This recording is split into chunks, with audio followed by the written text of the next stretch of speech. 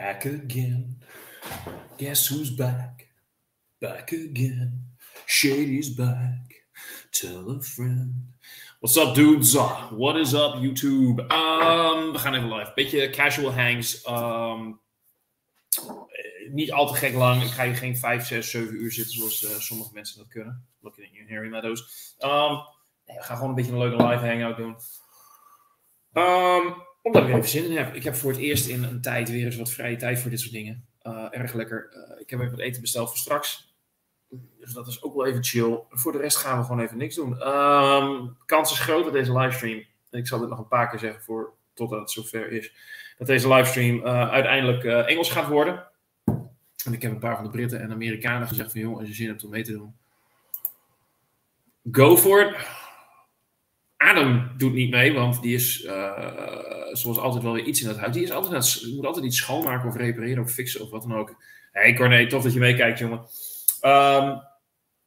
Dus nee, we gaan gewoon even wat bier drinken en een beetje over kletsen en wat dan ook. Vertel ook even wat je in je glas hebt. Of wat je eventueel gisteren hebt gedronken. Altijd leuk. Ik ga even aan een bier van mooi lokaal pale ale. Vloems plukken vruchten. Altijd fijn om even wat mee te doen. Nieuw glas van Vloem. Erg gaaf trouwens. Leuk glas. Maak even een foto. I just fucking cleaned that son of a bitch. Whatever. What fucking ever. Whatever. Even een fotootje. Doe het voor de gram. Do it for the gram. Moet toch wat te doen hebben. We zullen ook even een dingetje online gooien. Dat ik live ben. Hoe is het met iedereen? Er kijken op het moment 2 mensen volgens mij. Er zal misschien wel wat meer worden. Misschien ook niet. Zondagmiddag zijn natuurlijk veel mensen ook met familie bezig en zo. Dus, moet ook gebeuren. Snap ik. We pakken even de link erbij. En we zetten even op Instagram dat we live zijn. Dat we ook nog wel eens wat doen. Oh, ik vind het zo. Dat social media verhaaltje word ik soms echt zo kriebelig van. Waarom opent hij automatisch in Reels? Of in Shorts? Dat doet hij normaal nooit. Dat doet hij anders nooit, hoor. Zo, je kanaal. Je kanaal. Live. Casual Sunday Hang. Delen. Link kopiëren. Corné, wat ben je aan het drinken? Ben je wat aan het drinken? Ga je nog wat drinken? Heb je al wat gedronken? Alcohol. Alcohol. We do like the alcohol, don't we? We have a fondness for the alcohol. Live Sunday hangs at Vloem. Even de link erin. Ik ben heel saai op het moment, jongens, maar het wordt wel beter. Er komen nog wat mensen wel bij. Ga ik vanuit in ieder geval. Zo niet meer, dan niet. Tab here to watch.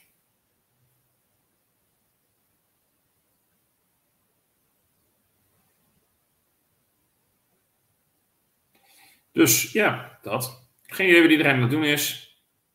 Hoor het graag, zoals ik al zei. Vind ik leuk om te horen. Wat iedereen aan het doen is. Net met mijn oma vandaan daar een duveltje gedronken. Weet je, ja en nee. Als in, voor mij is duvel niet meer wat het was. En dat kan aan duvel liggen, dat kan aan mij liggen. Maar elke keer als ik hem toch weer drink, heb ik toch weer zoiets van, oh ja, that's fun. Dat is, ik weet niet wat het is. Het heeft toch een stukje nostalgie. Zeker als je er 10 van opdrinkt. En als iemand dat verhaal wil horen. Heb ik niet gedaan trouwens. Just saying. Even kijken hoor.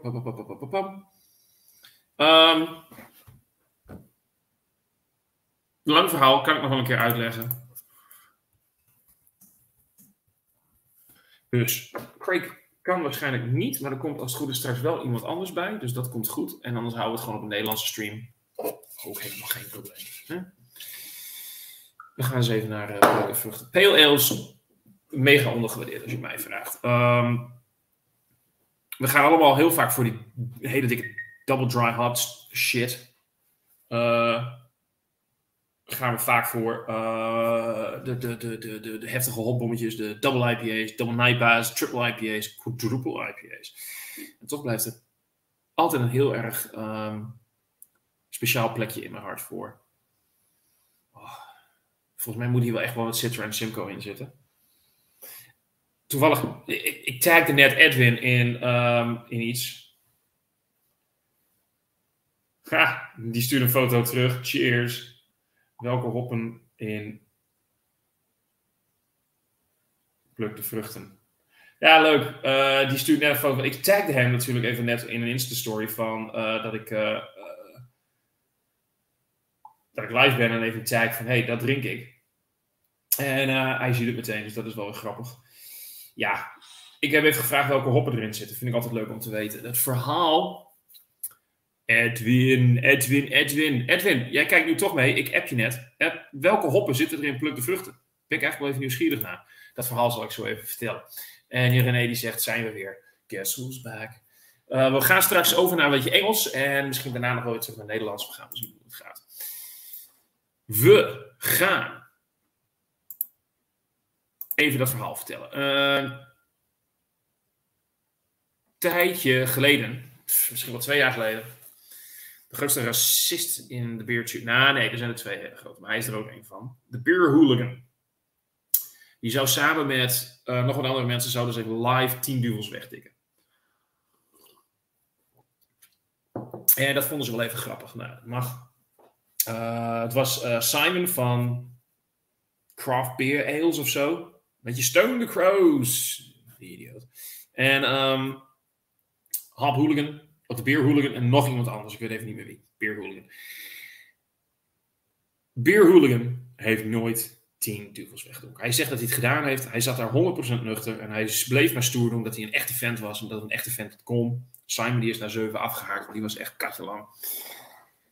Het grappige is dat het glas van Beer Hooligan nooit continu in beeld was. En hij heeft een vrouw of een vriendin. En iedereen is er in principe nu zo langzamerhand van overtuigd dat hij af en toe, of zelf even off-camera, of dat die vrouw ervoor hem deed, het glas wat leeg gooide. En dat het leek alsof het glas steeds leger ging. Voor hetzelfde geld dronk die Mosaic, dat verklaren. Dronk hij alcoholvrij iets, weet ik veel wat hij daar deed, dat het leek alsof, maar niemand is ervan overtuigd dat hij 10 van die dingen heeft weggetikt. En zeker onder de Britten is het verhaal er nog steeds dat, als we het over duvel, is het duvel. Daar komt trouwens van hem komt dat Foin. Hij heeft het altijd over, is een Foin beer van de Foin Brewing. Daar komt het vandaan, bij de Beer Hooligan. Nou, iedereen vindt dat een klootzak. Behalve andere racisten en allemaal van die figuren die vinden dat buitenlanders moeten, weet ik veel allemaal wat. Die vinden hem geweldig, maar dat komt omdat allemaal een stelletje rechtsextremistische klootzakken zijn. Leuk verhaal, hè, op zondag. Anyway, we gaan terug naar Pluk de Vruchten. Ik krijg net horen Sabro, Mosaic, en daar komt dat lichtdenkie, en Amarillo. Maar dat Sabro, dat verklaart, want hij heeft echt dat coconut en voornamelijk heel veel limoen. Voor mij gaat, heb ik wel eens vaker gezegd, Sabro gaat of naar echt coconut heavy, of heel erg limoen over. Hier komt hij op een gegeven moment echt nou als super limoen door voor mij. Echt dat soort van, almost, dat key lime pie, maar hij heeft iets zoets ook, een licht zoetje. Het is gewoon, ik blijf hem mooi vinden. En Edwin die weet wel in dat opzicht hoe hij een mooi pale ale moet brouwen. En 2 van mijn favoriete pale ales komen uit Groningen. Dat zijn Conminder van Bax. En Pluk de Vruchten. Leuke kernart. Het klinkt een beetje alsof ik hier een stukje reclame loop te maken voor, maar dat is het niet. Ik vind het gewoon een fantastisch bier. Ik vind dit gewoon, hier wil ik wel een sixpackje van koud hebben in het weekend. Als het straks 22, 23 graden is en dan een sixpackje van dit. Op een zondagmiddag met 2 personen of zo. Edwin, ik zag jou wat in die foto die je heeft teruggestuurd. Zat je ook wat in je glas? Wat was jij aan het drinken? Ben ik eigenlijk wel benieuwd naar. En René, heb jij toevallig nog wat in je glas? En iedereen die anders meer meekijkt. Wat zijn jullie aan het doen? Wat zijn jullie aan het drinken? Heb je misschien plan voor vanavond om wat te drinken? Heb je een beetje een goed weekend gehad eventueel? Ik vind dat dit dingetje, dit doet wel wat. Dit heeft wel wat. I feel like I whip my hair back and forth. Anyway. Ondertussen zit een duistere gringel in mijn glas. Van, ja, vertel, van wie? Ik ken hem niet. Het bier niet. Duistere gringel?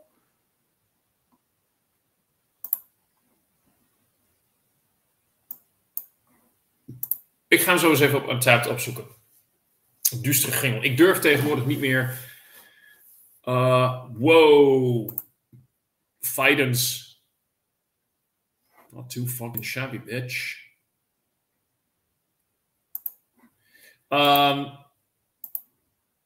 Fidens, leuk. Daarvoor Treehouse Snow. Wow. En we gaan even alles kijken. Ja, daar ga ik zo even opzoeken wat dit is. Want nu ga ik van de hak op de tak. Dit ga ik even uitzoeken wat dit precies is. Want dat klinkt wel komisch. Fidens wil ik heel graag een keer proberen. Ik hoor er hele goede dingen over. En de Veltins blijft. Ik heb al een hele tijd geen Veltins meer gehad. Waarom heb ik al lang geen... Het is dat ik nu live ben. Anders was ik echt... De supermarkt is 5 minuten lopen. Heen en weer. Dan had ik even wat Veltins gescoord. Maar het is natuurlijk nog niet koud dan. En Veltins moeten wel lekker koud zijn. Treehouse Snow. Wow. Je zou niet de eerste zijn die tegen mij zegt dat de IPA's van Treehouse niet meer zo geweldig zijn. Ik weet dat er een fanboyclub is in Nederland die nog steeds zweert dat het godsgeschenk aan de bierwereld is. En ik heb ook een paar Treehouses gehad hoor. En er is helemaal niks mis mee. Het zijn hele mooie bieren, maar ja, in Nederland en in Europa worden de bieren gemaakt van hetzelfde niveau. Dus dan denk ik soms, zoveel uitgeven per blik, weet ik niet hoor. René, wat van Brouwerij Noord gaat er open? Vaak veel klassieke stijlen dat ze daar doen. Dus ben wel even benieuwd. Ik ga in de tussentijd even een tab erbij openen. En ik krijg nog 2 foto's door van Edwin. Ja joh, foto's van zijn bieren. Nee, kom. Even kijken. Duistere Gringel. Café de Grendelpoort. Een brown... Als ik zoek op Duist... Dat zal hem toch niet zijn? Dat zal hem niet zijn, lijkt mij.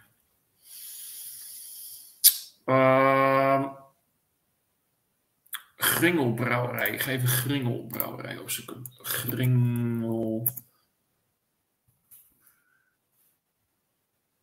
Ik zoek, dan krijg ik... Hè?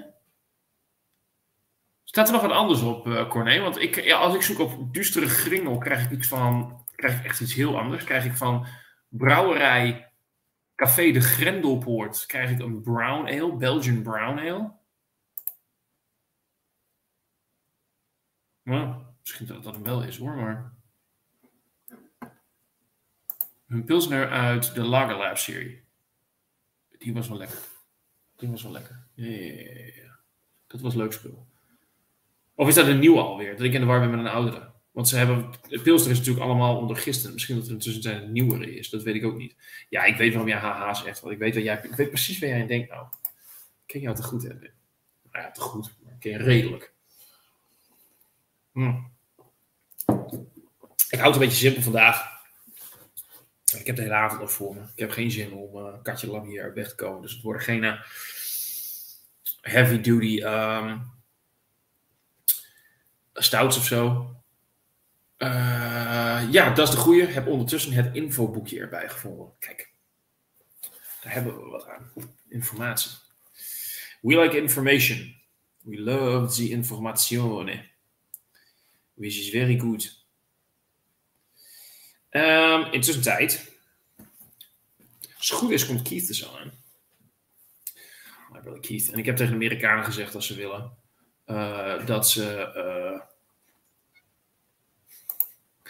Dat ze mee kunnen doen als ze willen. Love to... But at the moment. No worries, brother. Nieuwe serie van de week besteld. Kijk, dan heb ik hem dus nog niet gehad. Oké. Ik ga dat maar eens even uitzoeken. Want ik vond het echt een hele toffe serie de vorige 2 keer. En dat vind ik wel... Wat zit er allemaal? Lager Lab. Zullen we eens even opzoeken. Brouwerij Noord. Wat voor stijlen erin zitten. Brouwerij Noord. Even naar een website. kan wel heel patsig doen, maar...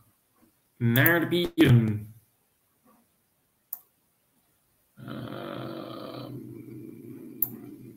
Ik moet denk ik naar webshop. Webshop? Webshop. Ja, ik ben ouder dan 18. Specials. My mommy sent on special.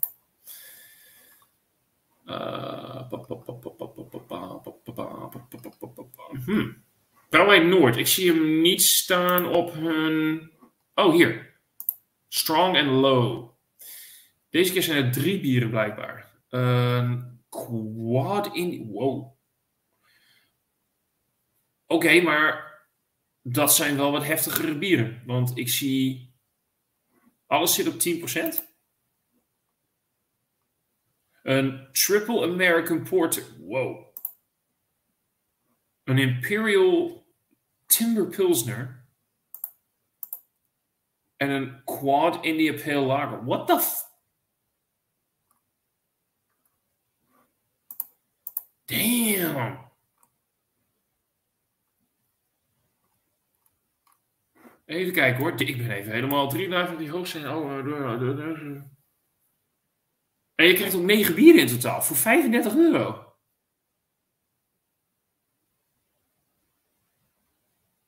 Shit. Dit moet ik gaan bestellen. Dit moet ik gaan bestellen. Dat vind ik echt heel gaaf. Die Imperial Porter trouwens voornamelijk. Hey buddy. Hey. You just waking up now? No. Okay.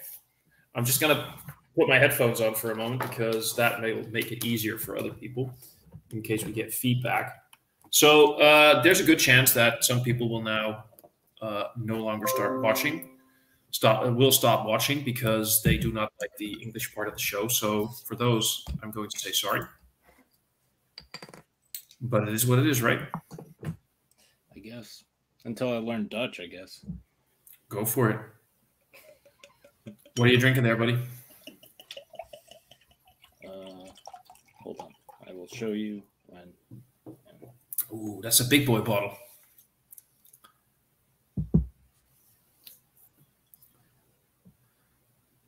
Let me put you on solo for a second. That is a... Oh, I like that. What's the ABV on that? 4.8, I think. Yep. Nice. 4.8. And that looks like a half 65 CL. Like a bomber.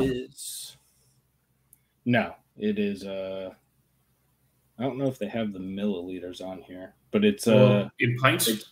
It's 1 pint, 0.9 fluid ounces. So whatever that is. Yeah, I think that's a bomber. Wait, let me check. Oh, it's 500. Is that 500 milliliters? 1 pint, and then how much did you say? 0.9. Oh, 0.9 fluid ounces. Yeah, that is. I thought you said 1.9. How many milliliters? Yeah, it's just over 500 mil. Yeah. Nice. I just saw, we were talking about some Dutch brewery who does some great lager labs stuff every year. They do like this series of lagers. Mm-hmm. This is this year's series. They're calling it Low and Strong.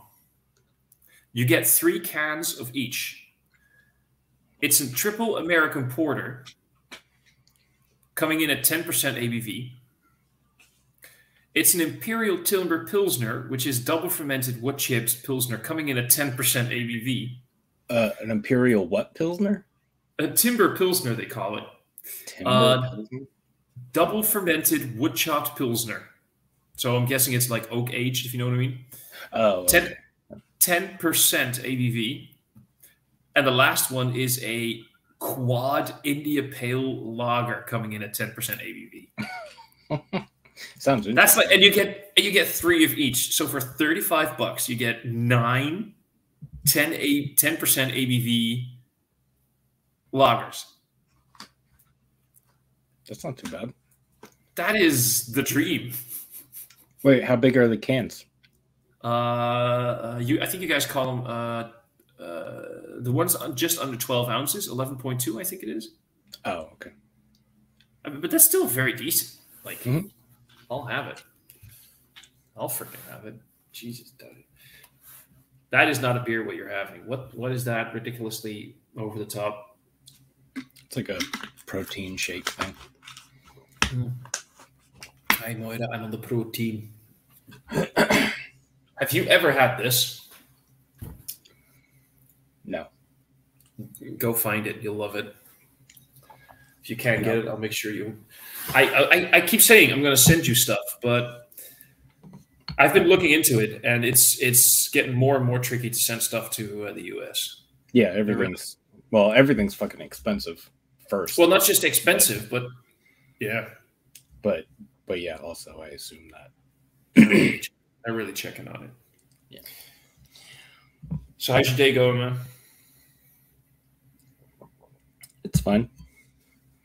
I got up, played video games, and then you asked me to come on this live stream, so here I am. Keith is a man of few words, but when he says something, he says it well. He's not very loquacious, but when he says something, it's from the heart. Yeah. I especially appreciate the fact that when I say get over here, you're like, fine, I'm there. I'm not doing anything else. Yesterday was Katie's birthday, so oh, happy birthday! I'll tell her. Yes. And then yeah, so we're gonna go out in a little bit, do a couple things, and then we're going to her parents for dinner. So. Lovely. Yeah. Wait, that sounded weird when you said to our parents. To her parents. Thank you, because no. You're not from Alabama. Yeah. Oh, you want to hear something funny? Katie's my sister. Didn't you know that? Okay, so this all got really fucking awkward, really fucking quick. GTFO. You want to hear something funny? I just said Alabama. There was a Dutch news report about something that happened in America in one of its states. You know how they pronounce the states? The one particular state. They said Arkansas. Oh yeah. Yeah. It's Arkansas, isn't it? Yeah. But there is I think there is a town or a city or something somewhere that is spelled the same way, but it's pronounced that way. I believe. Yeah, but I think they were talking about the state. As far as I know, they were talking about the state, and nobody in America, in the United States anyway, because America is more than the United States. Nobody says Arkansas for the state, right? It's all Arkansas. Yeah, Arkansas is the state, but yeah, I think there's a town or something that is spelled the same way, but it's Arkansas or whatever. Were they talking about the town? They weren't talking about okay. Well, anyway, I'll look it up, but I thought that was funny. If they're talking about something in the States, they're probably not talking about a town. They're probably talking about a state. Right, because if they're saying like this town I mean, yeah, people are going to know it even less. I mean, Dutch people are pretty good at like knowing some things about America. Mm-hmm. Like, ask a generic American. I've seen this happen. A generic American apparently can't point out the United States on a map.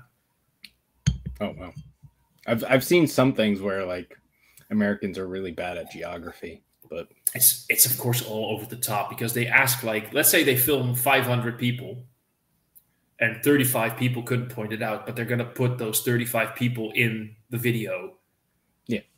And then 10 people who could. Just it's misrepresentation, of course. I mean, but it was funny to see. And there's probably a lot of Dutch people who won't know either. But anyway, a lot of Dutch people will know a lot of the American states. Well, we know about Mississippi. We know about California. We know about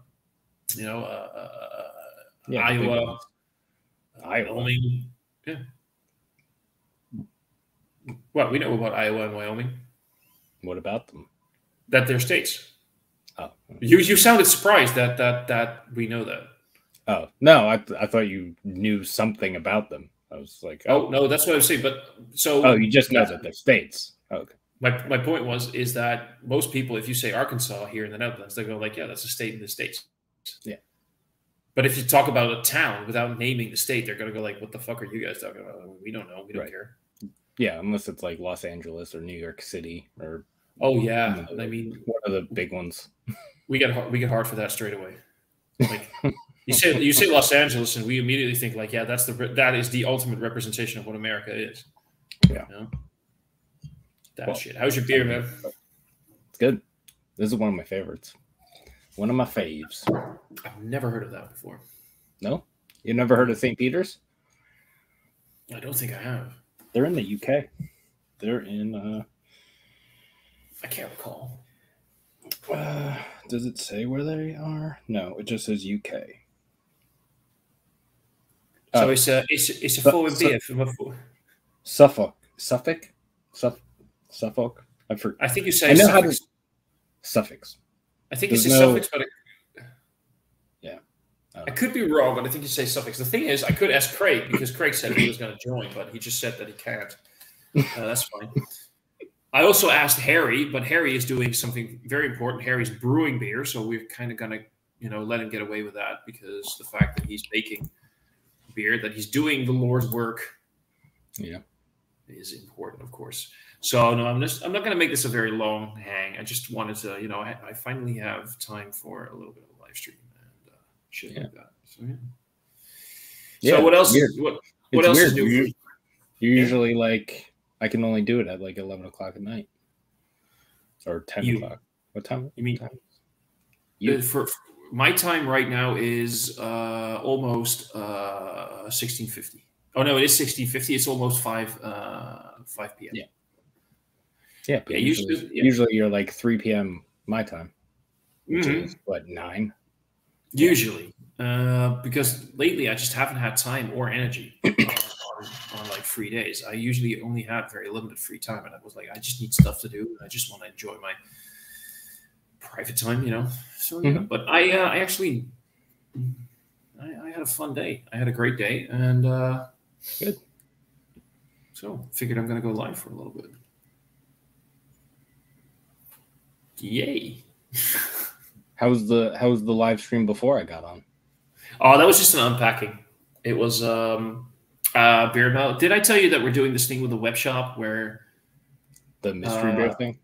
Yeah, not just the mystery beer thing. They do like a box with 6 beers. One of it is a mystery beer. They do a theme. They do it every month, and it's a collaboration thing between the Dutch beer. So this is the month 4, and it's going to be your favorite and mine, of course, because it's IPA.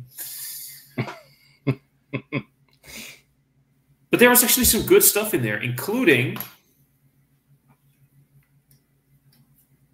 Oh wow. And I know that even you can appreciate this. Yeah, I think I've had it. King Sue, you have not had you. Of course, you've had King Sue. How you doing last beer? King Sue. I don't know if I've had King Sue. Oh, come on. You must have had King Sue. No, because I mean, maybe at like a share like 5 years ago, maybe, but like I never really. When the Toppling Goliath stuff was hard to get around here, I never really sought after it. And now I can basically buy anything from Toppling Goliath except for like the rarer things because they distribute over here now. So I can go out and pretty much find like there's like 8 different IPAs, double IPAs, whatever. I thought that Toppling Goliath was one of the breweries that actually had pretty decent distro in the States. They do now. They didn't up until like 2 years ago, maybe. You're kidding? Huh? I always thought they were one of the bigger boys. Not just they are one of the big, but I thought they had. Well, they are now, but okay, but only within the last few years. So I'm trying to think here.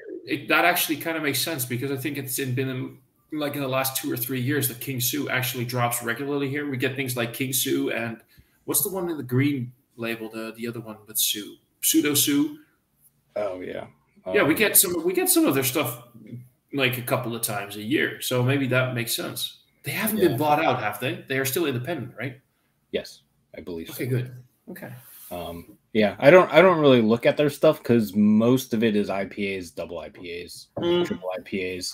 I don't think I've seen anything that isn't an IPA from them on the shelf. They might have had a milk stout, but I don't know, or something. I think they might have. I seem to remember something like that. Still, man, I think this is pretty good stuff. You should try and find this. And what's fun is that for a beer from the States, the packaging date, the canning date is 02/09/23. Oh, that's pretty good. Like, right? It's less than 2 months old. I find that for a beer from the States, I find that very decent.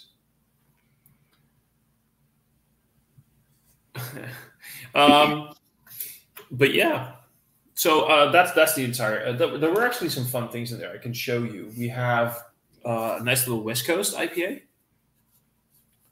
from Basqueland. They're from Spain, and it's dry hopped with Idaho 7, Amarillo, and Chinook. That's kind of nice. Something I've been getting into a little bit lately: a cold Indian Pale Ale. Cold Indian. Cold brew. Cold brew. That's like the cold IPA, or what were the lagers called?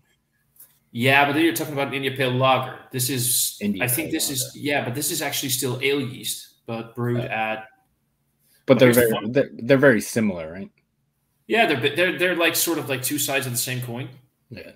Yeah, but the hop combination is Strata, HBC 586, and Simcoe. So that's something I'm pretty curious about. We got something. This is I want your take on this. If you think about the ABV of a triple New England style IPA, what is the ABV in your head? 10. Right. That's what I said.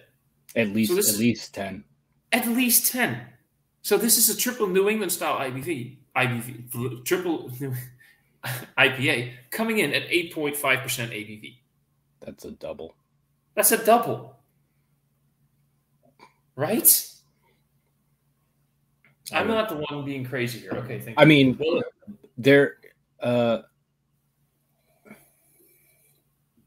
mean, I don't know who came up with the standards for this. So I don't know if that would be considered a double IPA on American standards, or I don't know what the standard is for that. So I don't know if they're going off a different standard, but yeah. If I hear triple IPA, I think I've seen a couple at like 9%, but most of the time triple IPA means 10%. I think almost all of the ones that I've had were exactly 10%. I think I've had. I can't recall ever having. I can check that on Tapped. I need to quickly send a message. I can quickly check on Tapped which ones I've had and if there were any that were under 10%, but I doubt it. I can't recall ever having one that was like under 10. Definitely not under 9. 100% guaranteed not under 9. Let's see.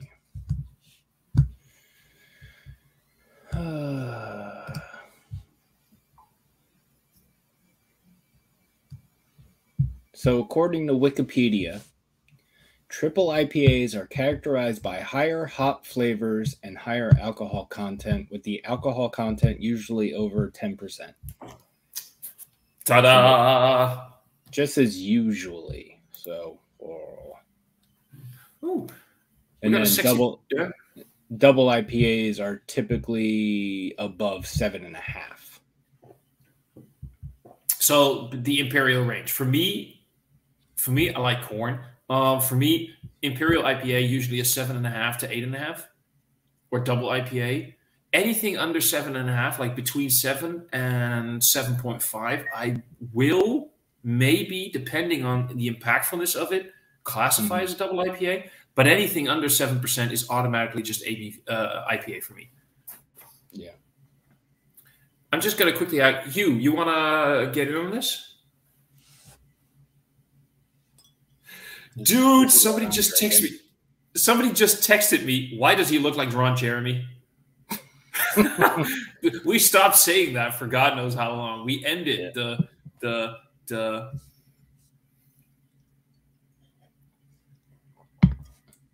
Ron Jeremy thing a while ago, and still, yeah, it's back. It's back. If you want in on this, let me know. I'll send you the link, and you can join for a little bit. Hugh is interesting. You'll like Hugh. You like you, but you'll also like you. Does that make sense? Mm-hmm. Mm-hmm. Yeah. He's British. Oh yeah. Yeah, but he's often in Poland. He loves his lagers. And he asked this. He has a question for you. I don't know if it's an actual bitter. It just says English ale. So, I mean, it is bitter. It does have a bitterness to it. And I feel like it's a little sweeter than like a typical bitter would be, but it could be considered a bitter, I guess. I would like to also stress that you might like to work on his punctuation and his use of commas, because I thought he was calling you a bitter bearded American man, because you actually really are a bitter bearded American man. I mean, I know you a little bit better, so I figured, oh, Hugh is aware of who Keith is, and he's like, oh, he's a bitter bearded American man. And I guess I gotta change the name of my channel again. That would actually, can you imagine how cool of a name that would be for a channel? Bitter Bearded American Man. I'm gonna send him the link. He's gonna join in. That's gonna be fun. It's gonna be fun. Oh God. So yeah, no, let's see. He can do Ubica Sauce Keith. He's apologizing to you. And Steven is asking, what is his favorite brewery and type of beer for you? Your favorite brewery and your favorite type of beer. Favorite.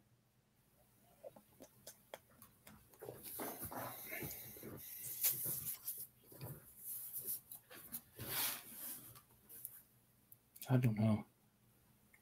I would go. I'm really. I'm going to kind of give a couple broad answers. Lagers, pretty much. Typically lower ABV stuff, lagers, and then like usually like English style stuff like this, bitters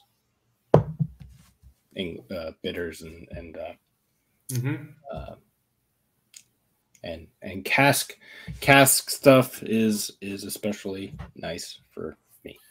Which is what I'm saying. You are going to get along very well with Hugh if you say these things. I don't know if he heard what you had just said, but he's going to adore you, and you might have just found yourself a new sexy buddy. Was there another part to that question? Was it no? Oh, favorite brewery. Brewery. Brewery.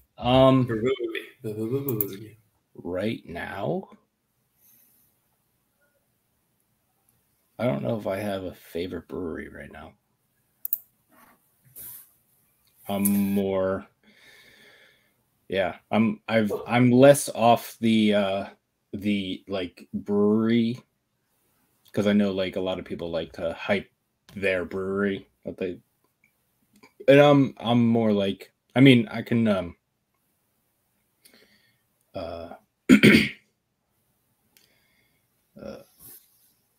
my mind just went blank. Hold on. I have that. That's the ADHD thing.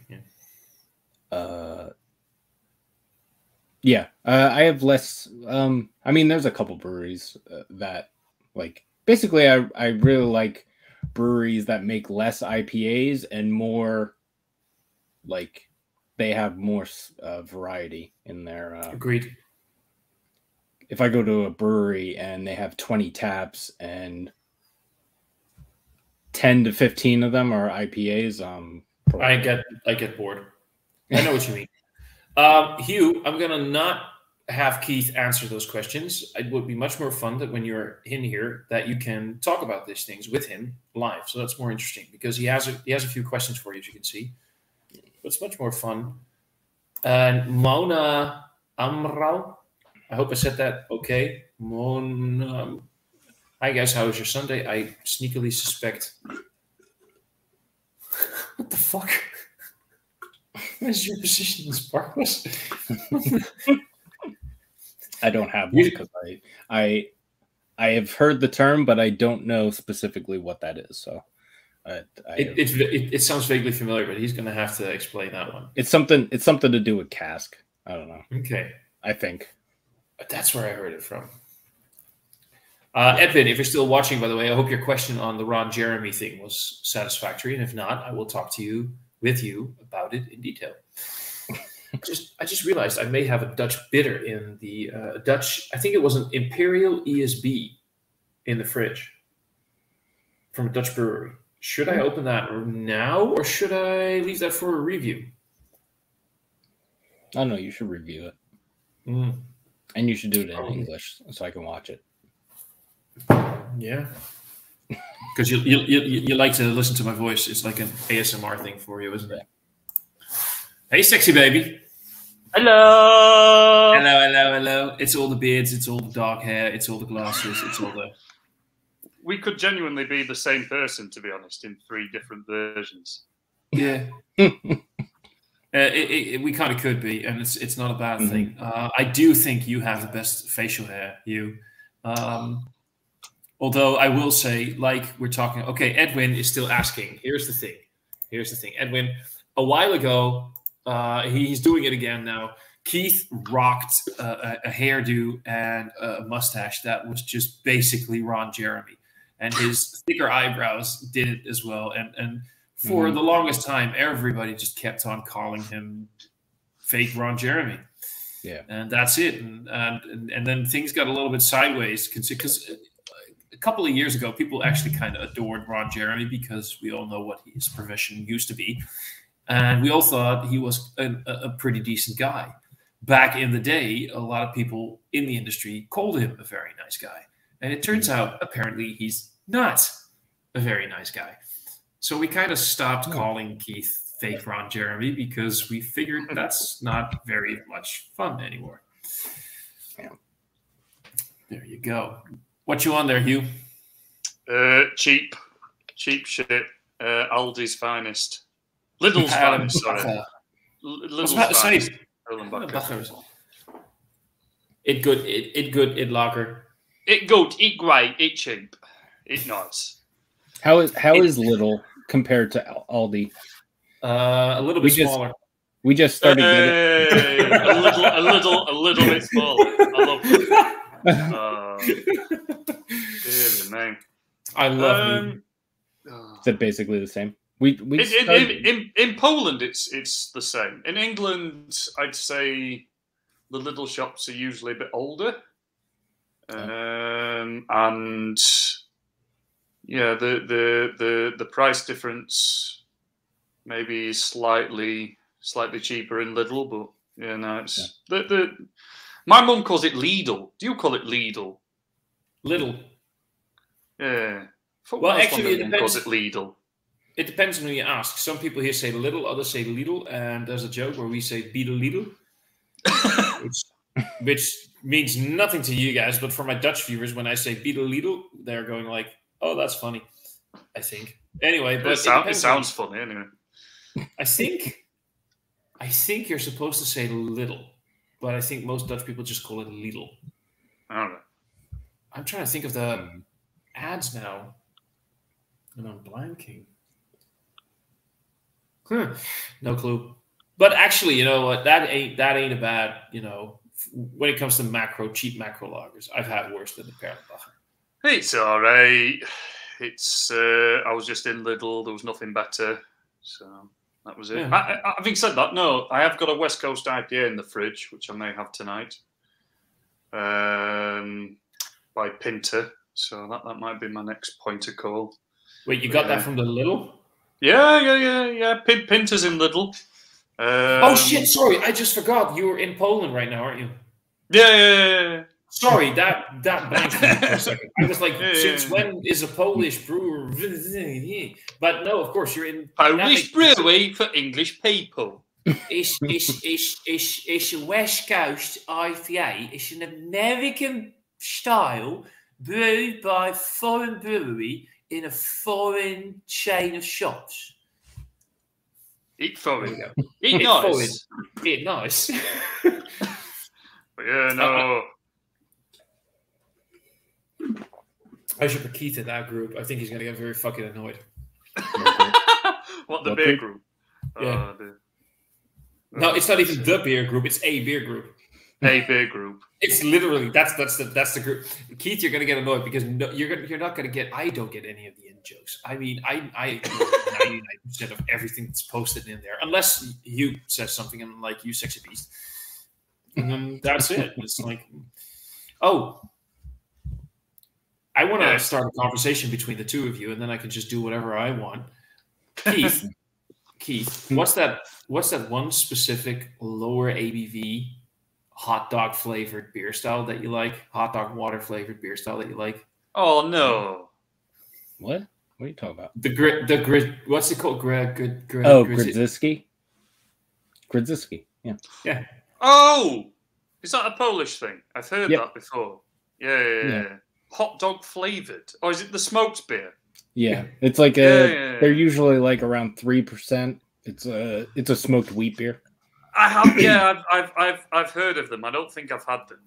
Smoked beer is quite popular here. I had one the other day, and it tasted genuinely just like ham. It just tasted pure of like bacon and sadness. Now, but no, some smoked beer's all right.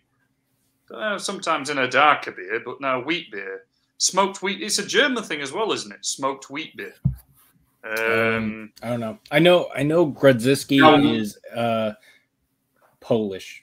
It's a traditional Polish beer. I've definitely had one or two, and I've seen them around. They'll have anything smoked in Poland.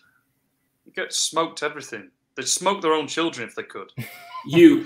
Are you right now telling me that, contrary to what I believed, you're not that much into smoked beer?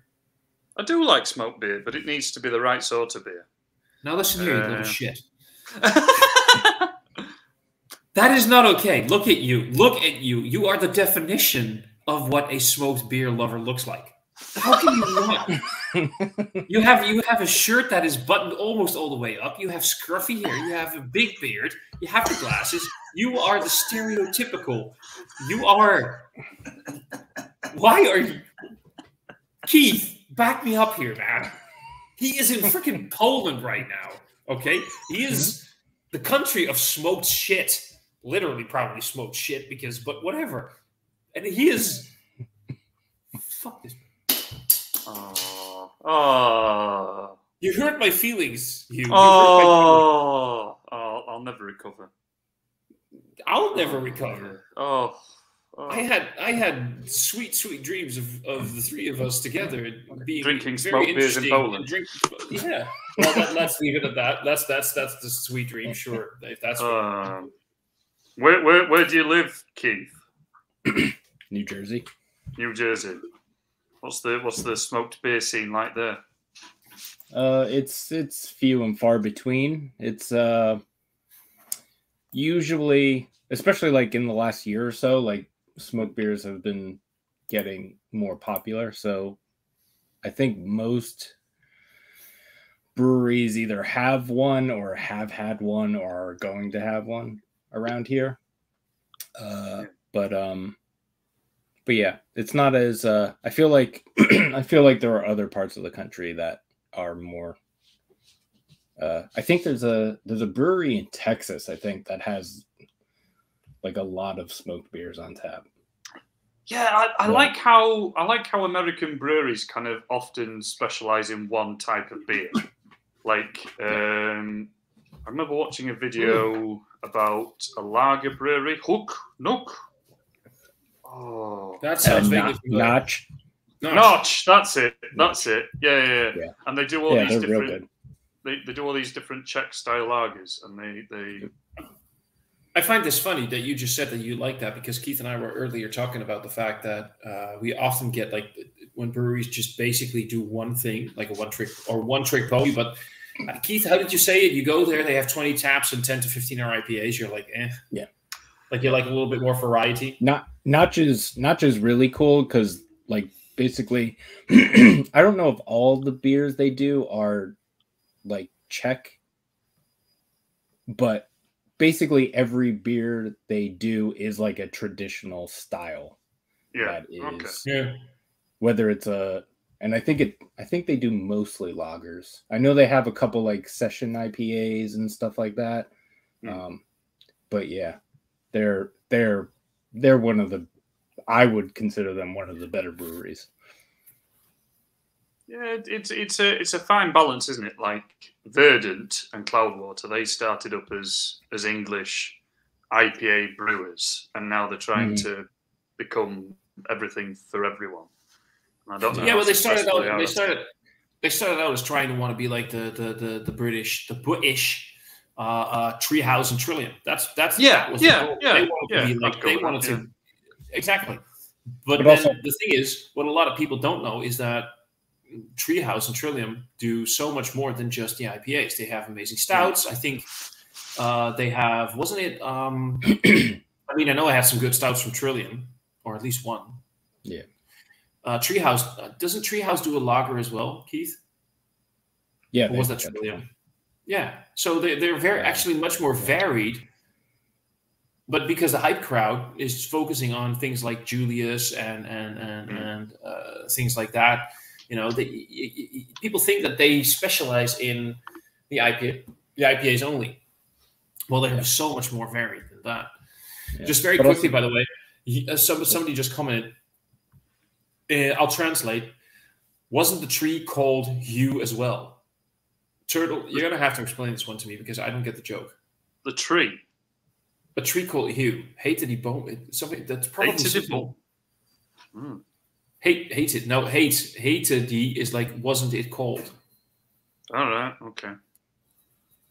Although the way he spells hate. I'll speak Dutch to you if you want me to. I mean, if that's your thing. Speak Dutch to me any day. How do you say sparkler in Dutch? I don't know what a sparkler is, so I can't. No, it's. I'm surprised if you like your cask ale, you've not seen a sparkler before. It's like that little plastic bit at the end that you put at the end of a cask pull. Yeah, and there's a big debate as to whether it makes the beer crap or if it makes it got more life in it or whatever. What's your? I don't like them. I've only seen them on like the UK meme pages on Instagram, so I don't really. You guys go talk for like a little bit. I'm gonna go grab another beer. I'll be right back. Okay. Okay. All right. Love you. See you soon. So yeah, what are you drinking, I feel like man? I'm drinking this. Oh, you're still on the trad stuff. Aye. Yeah. Let's have a look. I'm only having one beer because I have to go out in a little bit. All right, where are we going? My partner and I are going to do some errands and stuff, and then we're going to her parents because her birthday was yesterday, so we're going over there to have dinner. Oh, very nice. Yeah. Congrats. I'm happy to sing them happy birthday in Polish for you. What beer was that, Thomas? I'll show you guys. Give me a moment. Bandit taken film. Watching trees. Photo. The bottom part is blurry. I can't read it. Yeah, it's the text is small. It's a 6% ABV, 55 IBU red IPA. Ooh. With, here we go, and this is why I'm very excited about it, Simcoe, Citra, and Talus. Oh, come to daddy. Bring it home, baby. I don't think I've heard Talus in a while. Talus is actually quite popular here in Europe. Maybe it is better here in the soil. Yeah. I've seen it a lot around here, yeah. Oh. Yeah. But there's a fun thing about Protocol. You can look it up. Protocol, the brewery. Proto, and then Call is Koll. I think they were, I forgot the name, something with a Z or a Z if you want to. Z. Like, it was a Russian brewery, something with a Z or a Z, which one? Who were definitely not happy with the situation going on there in the last while. They went to Germany and are now brewing their beers at Fürst Wieschek under the name Protocol. All right. So they're Russian people, and this is, I think, the third or fourth beer that I had from them, but it has been aged. I kind of wanted to review this, But by now, I bought it a while ago. The canning date is 12/12/2022. So I'll take it. It's like 3.5 months. It's okay. If you're brewing a beer, if you're brewing an IPA that's not good anymore after 3.5 months, you did something wrong. And there's a problem now. Exactly. So, and I'm okay with it. But I figured, you know what? This is a weird thing. I wanted to save it for a review. Most people don't get red IPAs, and if I post a red IPA as a review, it's not going to get watched that well, which doesn't matter to me, but it means that I really don't feel like putting an effort into a review. Well, I just want to enjoy the beer. You know what I mean? Yep. And I'd rather drink it with the lads. Sluts.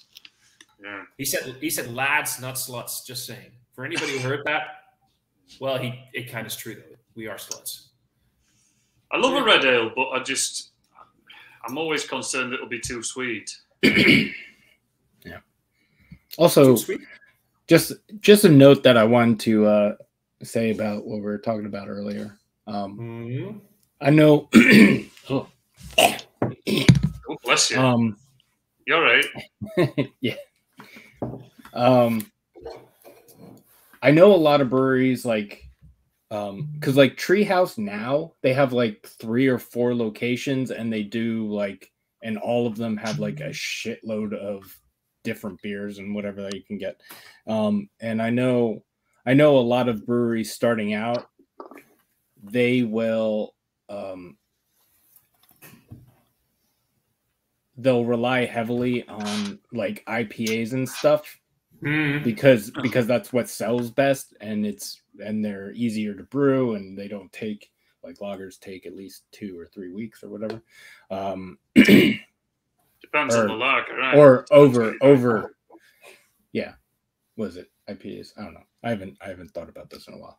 But IPAs have like a pretty quick turnaround, so they can bang them out, and they sell easily. So like I know a bunch of breweries that like starting out they had a bunch of IPAs, but now that they've been doing it for a few years and they've made their money doing IPAs, they're much more rounded as far as like styles that they brew. But yeah.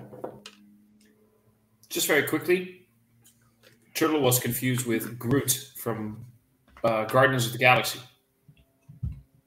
Oh, Groot. That was it. Groot. There we go. And now I know what you mean. So no, I think the big thing is diversity is key. And here in the Netherlands, I don't know what it's like for the UK, Poland, or the States, but there's a few breweries who are doing it pretty clever. A few guys out there want to make a name, and they want to get, they just want to brew good beers. Okay, that's the first group. They make the IPAs, the stouts. They'll do shit like that, but they make them very well. They do small batch, and they're focused on good quality. Then there's guys who don't even have some of them contract breweries, some of them not. Then there's the contract breweries who will just say, I want to make a lot of money in this craft beer thing that is apparently very popular. And can I just say, can we just all appreciate the head retention on this? Aye. Are you seeing that? Are you seeing that? What I that see? is stonking, to be fair. I've poured that 2 minutes ago, and how many modern craft beers do you know that after 2 minutes have basically no head anymore? This is good head retention. Well, unless there's an additive in there that's keeping it going like that, but no. There's nothing with this glass. Just good condition, eh? Aye. It's well brewed. That's what it is. I'm gonna get another beer now. You could do that. I'm gonna see my fridge. You don't want to see my fridge, mate. So anyway, they just want to have. So they'll just call a contract or like one of the contract breweries, and they go like, I want 2, 3 different IPAs. Just brew some shit, put a label on it, don't care, cheap as possible. A good brewery in the Netherlands, and I know 1 or 2 that do this, they will make sure that they're in their core range. They'll have 1 or 2 IPAs. They'll have a stout. And in their core range, they will also put in a Weizen or a Witbier. They will put in a blonde. They will put in a triple.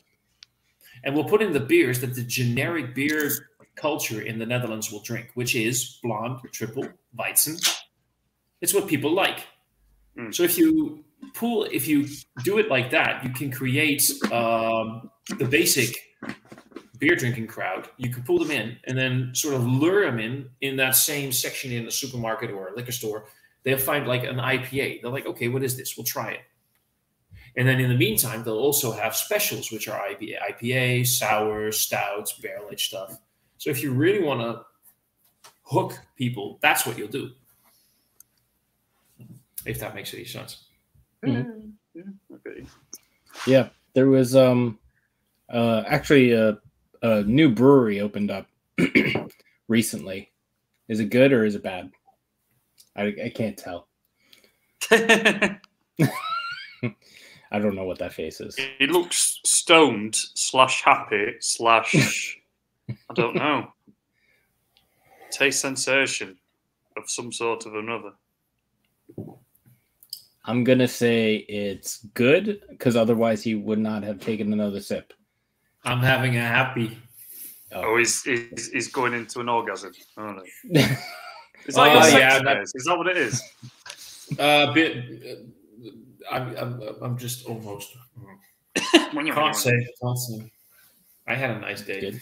Anyway, oh, this is wonderful. Hello, you amazing people. I'm Thomas. What the fuck? What the fuck? Yes, Tom.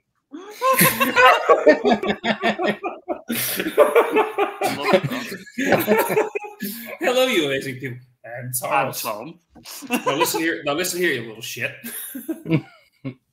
That's good. What the fuck? That's beautiful. That's wonderful. That's wonderful. No, this is good. It's like it has. You know how you love that resiny bitterness in a beer, but after 2, 3, 4 sips, it gets a little bit too much, and you get that bile in the back of your throat. I still have to take a few more sips, but this feels like it has that good resiny bitterness without turning into that bile. It's very floral and very citrus forward because of the talus. It has that rose petal floral note. Definitely very herbaceous from the Simcoe and that earthy, spicy thing going on. I wouldn't call this a very danky beer. I mean, Simcoe hasn't been super dank for years. I've had a few good ones still, but it hasn't been the most dank hop. But yeah, and that caramel note from the darker malts, what makes it the red IPA, of course. This shit is good. It says stone fruits. I'm not getting much stone fruit yet, but maybe I took it straight out of the fridge. Usually, a beer like this, I would take out of the fridge 10, 15 minutes before I drink it. Mm-hmm. Yeah. I wouldn't. I took it straight out. So give me like 10, 15 minutes and see if it does a bit more of a. Because I can see how the Citra would give it the stone fruit kind of thing a little bit. Maybe some pineapple. But this right now is fucking stonkers. This is good stuff. I'm stoked. I'm happy. And also a prime example, by the way, of why you shouldn't drink your IPAs HelloFresh. That's true. I believe that any decent IPA needs at least 2 months after canning. These days, modern IPA, the way they're made, mass produced, they don't get enough time in the tanks to no, that's it. They're packaged green, aren't they? So they need that. They need that exactly. Yeah. They're like, we need the tanks for new beer, so we're canning them or bottling them after 2 weeks. Well, they need at least 4, maybe 6, especially if you have like an aggressive. Some of these guys doing these triple dry hopped IPAs these days. Yeah. If you're a brewer, if you're a brewery and you're a brewer, and you think that your quadruple hopped, triple hopped, quadruple hopped, triple IPA should be canned after 2 weeks in the tanks, I'm sorry, but you don't know what you're doing. Yeah. Then you just need to fuck off. There was I haven't heard much about it recently, but I know a while ago, probably at least a few years ago at this point, there was a big thing about like, why are breweries canning these IPAs that aren't ready to drink? Like they're not finished beer. It's not a finished product. Well, But unless they're if from you- Finland, Keith. Unless they're from Finland, then it's a finished product. Wait. Oh, jeez. All right, I have to go. That was a good one. Come on, admit it. That was a good one. Well, yeah, I'm kind of proud here. But sorry, Keith, I interrupted you. Go. Sorry. Oh no, I'm just that there was like I don't know if people don't drink as many IPAs, so it's less of a concern now. That I haven't heard anything about it, but like yeah, it's a thing where basically they can an unfinished. It's kind of like when breweries like bottle condition something, and then they let it sit for a while, and then they sell it when it's ready. But for some reason, with like IPAs, they don't do that. They can it, and then they just immediately sell it because they don't want to hold on to it or whatever. Yeah, but that's... And the business model of these craft breweries now is to build the hype around these cans. Yeah. Even before they've even brewed the beer, and then it seems to be, it seems to be shoved out like. Right. Yeah.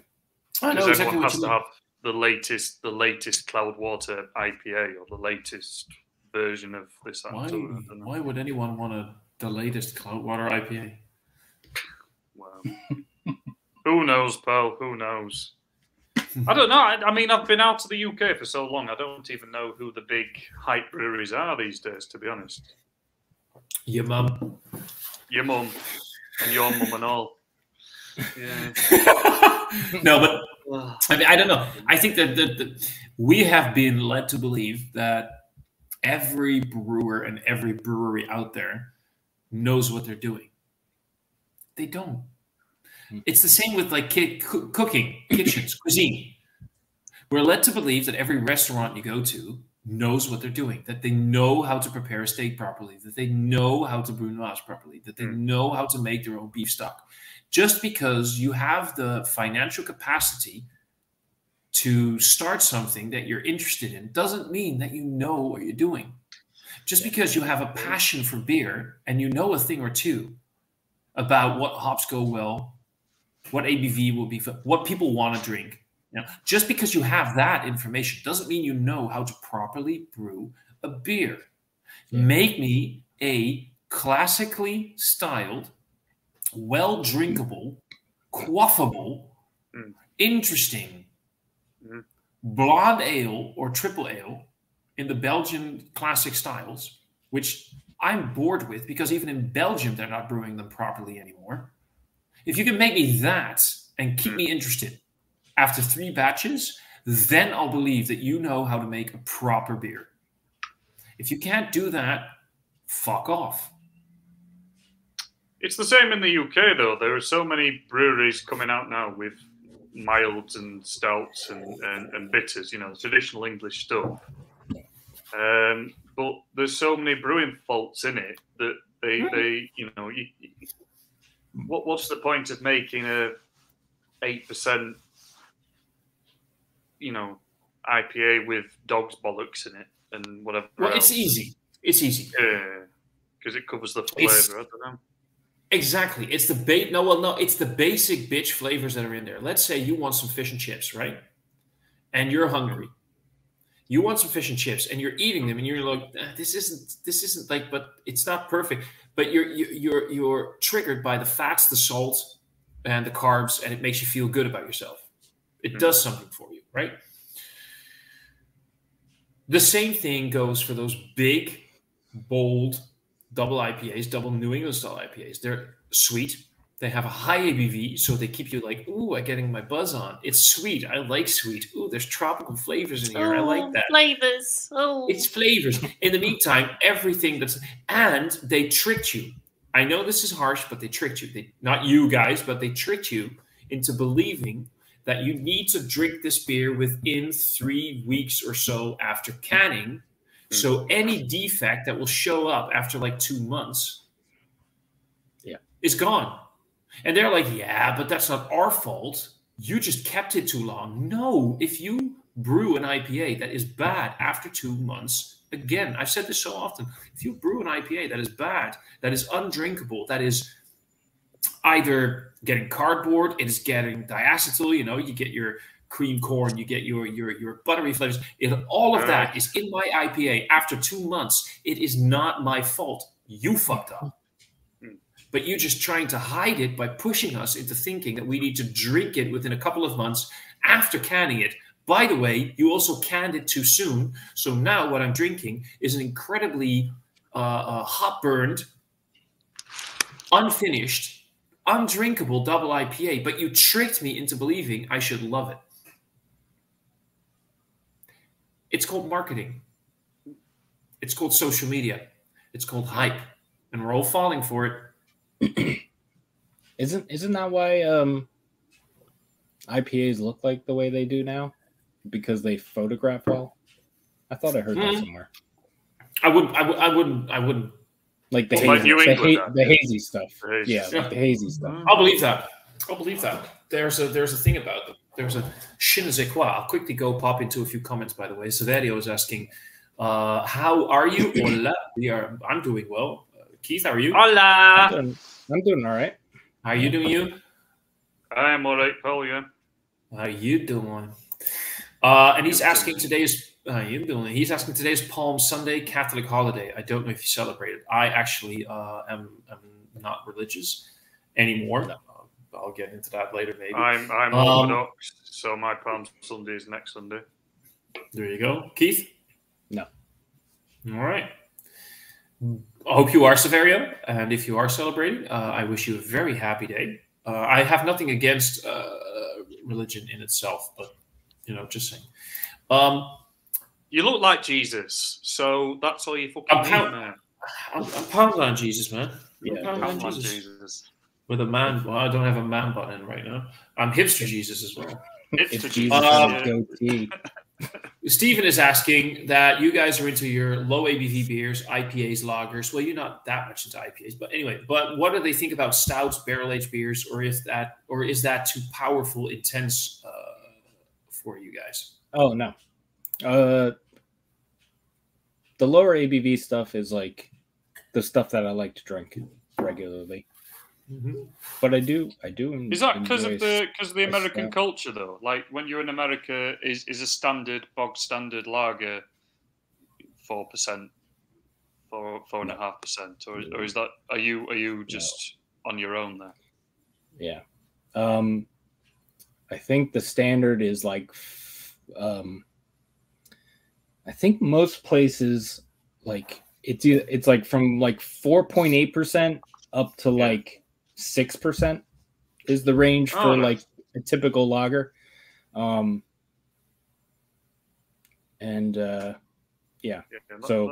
that's similar to Poland. It's like, well, from 5% to 7%, and then it's really rare to find anything lower than 5%. Yeah. What's this now? I mean, there are examples of lower ABV stuff, but yeah, I think 4.5, 4.8 to like up to like 6-ish%. This is 6.5 what I'm drinking, and this is kind of standard. Which one was that one? That was the Pinta, yeah. Pinta IPA to go, which was from Lidl. Okay, he white. Eat not bad. It's meant to be a West Coast, but it's a bit. Pinta. I mean, Pinta were like the original Polish craft brewers, and they were groundbreaking at the time and stuff. But now it's kind of. I guess it's kind of like Sierra Nevada, like So it's the Polish BrewDog.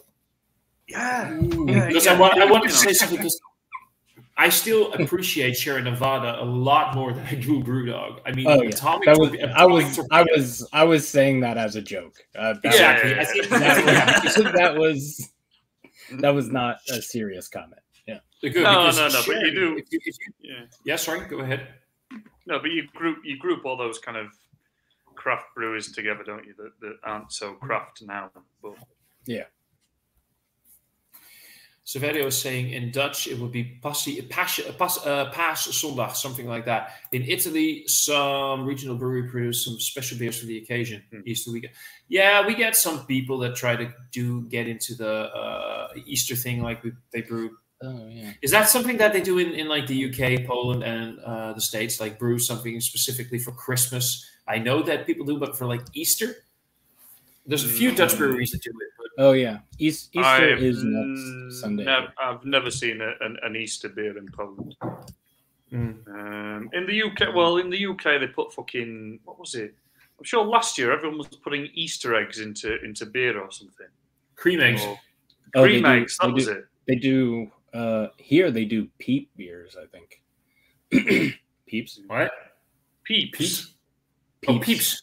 What the fuck is Peeps? The little marshmallow chicken things. Oh right. Never marshmallows down there. You might not have them over here, but they're kind of a big thing. I've never heard of them in my life. Peep. Same. Peeps. Hold on. Peeps. All right. Go on, bro. I mean, I do always wonder where my Peeps at, but that's something else. Oh, bless you. Hold on. I'm gonna roll with my bad humor today, you know? Like, yeah. Let me see. Can I? Speaking of religion, that's my favorite joke. That's my favorite joke still. Well, Keith is looking that up. My favorite joke is religion is your favorite joke. Yeah, well, that too. But my favorite joke is always still, my ex and I, we broke up for religious reasons. I'm Catholic. She's the devil. Hold on. I'm not Catholic. How do I share the screen? You go under present, I believe. Present, and then you have share screen. You see it? Screen. Yes. I hope this goes okay, because the last time I tried to share a screen, everything fucked up. So if the entire stream goes sideways because of Keith, fuck him. Yeah, fuck Keith. This is good stuff, guys. This is good stuff. It looks grand. What town do you live in the Netherlands, Thomas? It's called Winschoten. Well, that's easy to say, isn't it? Winschoten. Oh, come on. Harry can say it. You can say it. Say it again. Win. Scho. Ten. Winschoten. Yeah. Scrotum. Winscrotum. I've got a winscrotum. I can tell you that. These are peeps. All right, okay. Never heard they're of like that. they're like little marshmallow things that are covered in sugar. All right.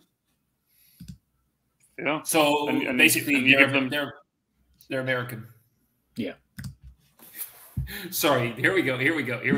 I had last weekend, not bad, not good either, too sweet. That's one of the Easter beers from Brouwerij Het Ei, which is they're basically macro these days. They're owned by the guys behind Duvel, Moordgat. Duvel. I said Duvel. Winscrotum. I'm gonna remember Winscrotum every time I'm gonna say this into an American. Yeah, Winscrotum. There we go. Where do you live? I live in Winscrotum. Technically, you are the devil. I'm devilish. And I can Jancy. I fucking love you, dude. I have missed doing these live hangouts. I really have. Hugh the English. You are English. I was just thinking because or I was looking at my YouTube channel, and I know when we usually do these live streams, we stream it to a bunch of channels. And the last one we did, I know we did an offline thing at some point, maybe in January or something like that. Yeah. Something. But the last one we did was in November. Fuck off. The last live stream was. I know. This is the first time in a long time that I actually have 2 days off without. Well, I had some social stuff today, but that was good social stuff. Where I don't have social obligations. Where it's it's not a birthday. It's I have to do this. I have to do that. I have to go there. And often I only have 1 day off because busy seasons. And I just go for it. I'm staring at you right now, Hugh. I'm staring at you. I'm staring at you, Hugh. I'm staring at you. No, but yoo-hoo. Woo-hoo. No. Okay, ADHD just kicked in, bro. Anyway, I often just don't feel like doing live streams. I'm sitting there like, I just want to hang. I just want to drink a few beers, film a few reviews, and just watch movies, do my household stuff because I have, like, I don't know, stuff to clean, and I don't want to go live, even though I love it. I just let me be. So yeah, it's fun doing this. I have the day off tomorrow. I can drink a couple of beers. Oh, fuck off! I've got work tomorrow. Fuck off! I've got school. Got school. No, it's not funny. It's not fun. I've got school. Do you know the one? Do you know that one too, Keith? Yeah, I love it. It's not funny. I've got school. School. Yeah. Has he drawn on my face? It's not funny. I have to go. It's time for me to go. It's time for you to say goodbye.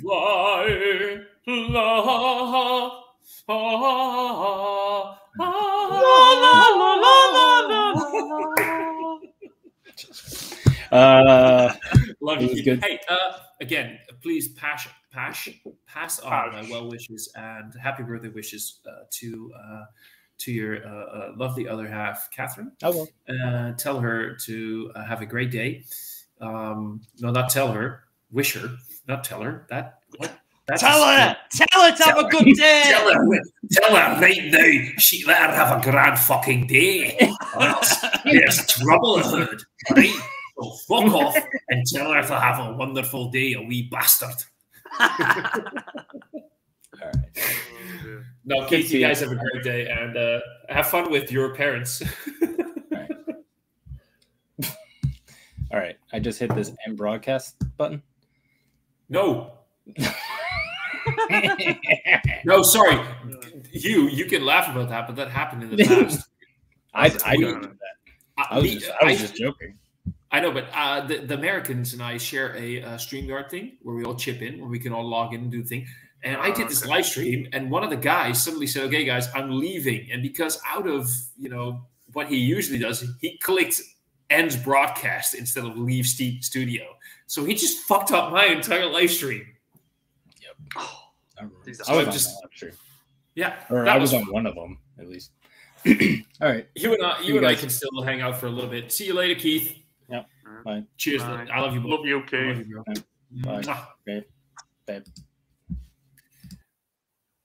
He actually left. He didn't end the broadcast. Now we can still hang out for a little bit. I'm not going to do this for too long because I need to do stuff to be fair. Yeah, you got work. You got school. Got school. For those who don't get it, Hugh is, by the way, he's a teacher. Well, he pretends to be a teacher. He looks like. Yes, I look like a nonce. Yes, I look like a No. nonce. Can we all just get over the fact that I look like a nonce? Hugh, how old do I look? Now, 40, 37, 38. So, okay, I'm 41. How old do you look? Well, yeah, I look 40. How old are you? 26.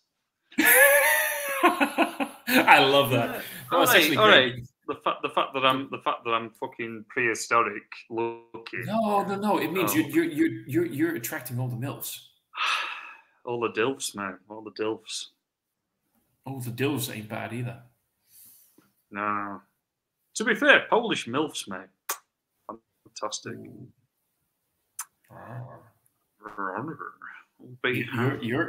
You're rare. I know a lot of my viewers are often probably very confused because they're like, "What's going on here?" Especially the British guys and I, but with Americans as well. We all have this weird thing where we're all doing like we're incredibly sexually attracted to each other, and trust me, if we were ever in the same room together, everybody would be very much like, "Get away from me!" What are you doing? All banter. It's banter, man. We're laughing. It's bants, mate. Top bants. Oh.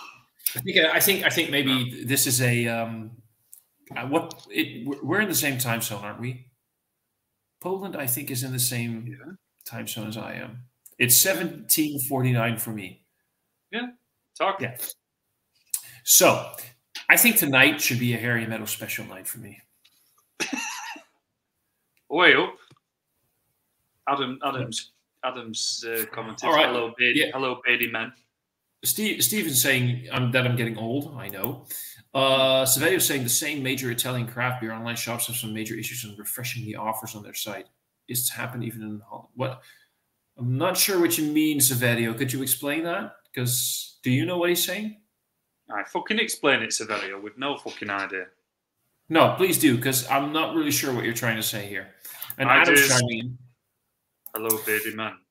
And as typical with Adam, when I said, do you want to join the live stream? It was, I have chores to do. I have things to do. What's happened to his bog? He was talking about plunges and nut bolts and all sorts on the group chat. Like he said he won round 2. So I'm guessing that means he's right now available for a live stream, isn't it? Aye, fucking jump on there. That's all right with you. Do you think the wee bastard should just get an ale and jump on? Get his fucking drunk on? Not if you talk like that. Fucking hell, is that Billy Connolly or I don't know what you sound like. I don't know what I sound like either. I've been what was it again? It was in the I think it was something along the lines from a Robbie Williams song. But for now, yeah, I'm looking for serial monogamy, not some girl that looks like Billy Connolly. But for now, I'm down with ornithology. Grab your binoculars, come follow me. What is that? Ornithology, bird watching.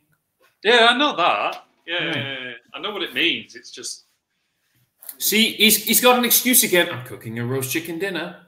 He's always doing something. Fucking stream your dinner. You fucking I want to see your hand in a bird, Adam, now, immediately. Ooh, sexual. I like it. That has the right charge for me, sir. Aye, Adam, if we don't see your hand up a bird's ass in 10 minutes, you make me fucking trouble, all right? Oh, dear. I don't like this. You said arse, not arse. Ass. Arse. How do you say it? Bum. Bum. Kont. Currently manhandling a large turnip. I want to fucking see it, Adam. I want to see it chopping a turnip. Adam, I want to see a turnip. I want to see him pushing that turnip in that chicken. What, stuffed chicken with turnip? Oh no. Okay, this stream is going to get cancelled. This stream is going to get cancelled, and it's going to get cancelled hard. Now, about the accent thing, I was talking about this last night with Craig. I have this weird thing that when I hear an accent, I can emulate it straight away. But when I have to do it on my own, it doesn't go so well. But last weekend, we had the whiskey festival in the Netherlands, here in the north, in Groningen. Say it with me, Groningen. Groningen. Yeah, see, Harry can do it. He's amazing. Well, yeah, obviously. Well, yeah. Wait, and what was the other one? Vil Scrotum. Yeah, Vince Scrotum.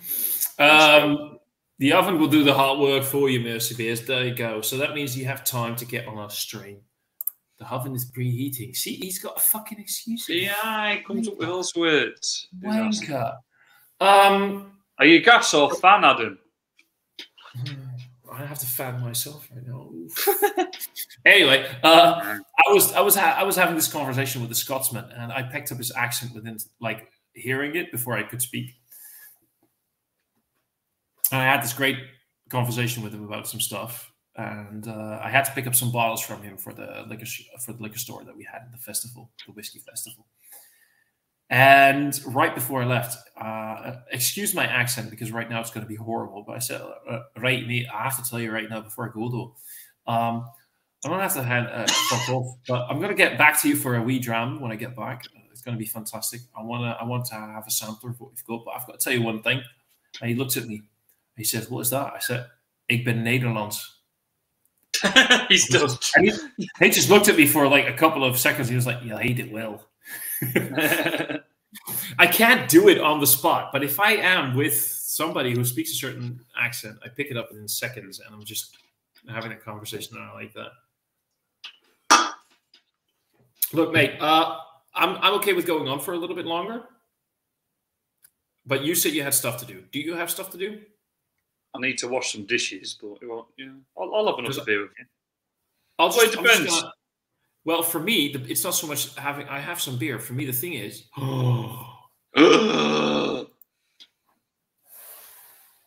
is he here? Loading. Oh, he better have a turnip in his hand. No, it's not him. It's Matt. What's going on? In the shed. He's in the shed. What's going on? Right. Pretty good, man. How are you? I'll leave you to this fine gentleman with a shed and a beard. Hey, you can stay on. Don't worry. And I will wash my pots. Cool. You go do that. I'm going to hang out with Matt for a little while. Because I love you dearly, but I do actually need to wash some pots. Go wash your pots, man. We're just going to hang out for a little bit. We're going to have a little bit of a chill session here. Love you. Love you too, brother. Tot ziens. Tot ziens. So the shed is really starting to get together, isn't it? Yeah, it's real. It's a thing that's real that I exist in now. Have I been missing a lot of updates, or have you not been posting updates for a while? No, I mean I posted one probably I want to say maybe a week and a half ago, and that one was like a major one, or like a bulk of this stuff, kind of going through and showing how everything is coming together and whatnot. So if you missed that one, then you missed a bunch of stuff. But yeah, I probably, because I haven't been able to catch up on a lot of you guys for a couple of weeks now. You're getting a comment about that you're wearing a great T-shirt. The key. So there you go. I'm just quickly checking on some comments. Severio saying, recently searching for new beers online. The big online shops don't have major news regarding beers. Well, actually, we're getting some decent drops in all categories. So we're not really having that issue, Severio. Fan, so don't put my head in the oven. Adam, if I'm still going strong, feel free to drop in. My dinner should arrive in about 2 hours, so I'm good to go for a little bit longer. And yeah, again, Steven saying, Matt, good guy, love his shirt. How is life? It's pretty good, man. You know, I can't complain. Well, I could complain. You can always complain. I completely forgot. I know it's been 2 weeks, but I completely forgot to congratulate you with the second birthday of your baby boy.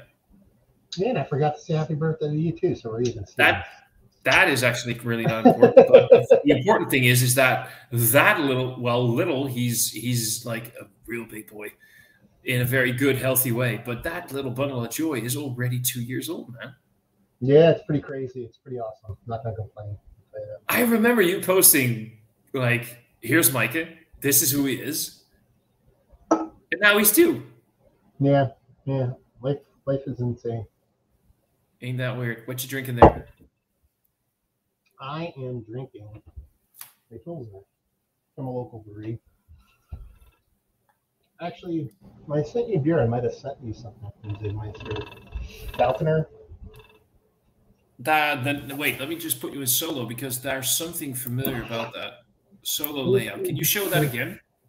Yeah, let me grab my little light. I'm kind of rejiggering how my setup is. Sure, go ahead. A Schickmeister. I think you sent me some Schickmeister, yeah. Yeah, it was a Falconer, I believe, or a Colt. Yes, it was Falconer. I love that thing. That was good. So this is there. Is this? Sorry. This is it's called their Wayfinder Pilsner. I'm pretty sure this is their first old canned lager. I think. They have lagers on tap, you mean? Yeah, I don't remember ever the. Let's put it this way, like light lager. Like they've done like Box and Baltic Porters and stuff like that. So obviously they've lagered before, but it's all been like heavy duty stuff. I don't think I've ever seen anything light lagered in a can from them. They've done Kolsch and things like that. But yeah, it's tasty. It's bitter and it's Czech Pils, I assume.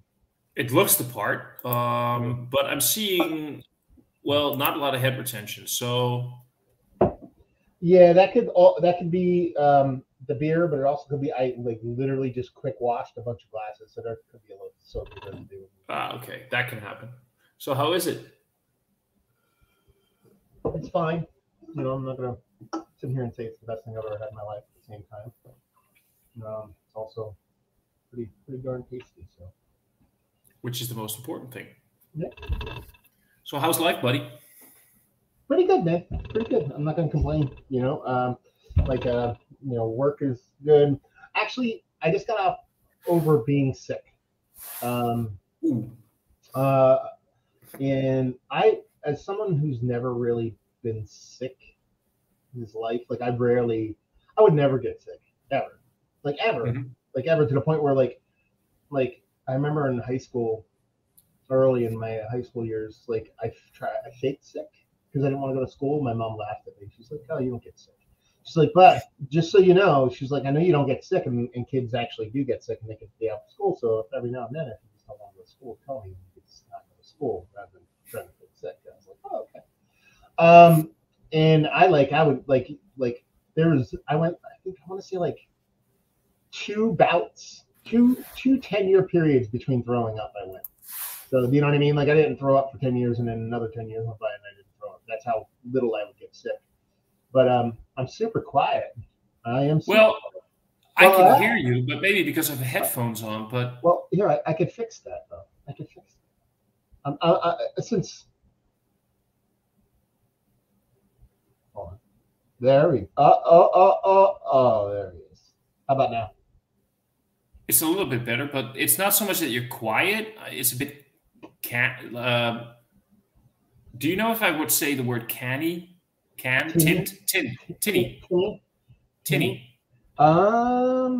I don't know why that would be. But I can hear you, but maybe because I have headphones on. Yeah, I don't know. Let me look at the audio settings on here. How about now? No. Nothing. Oh, you know what? I know what it is. Here we go.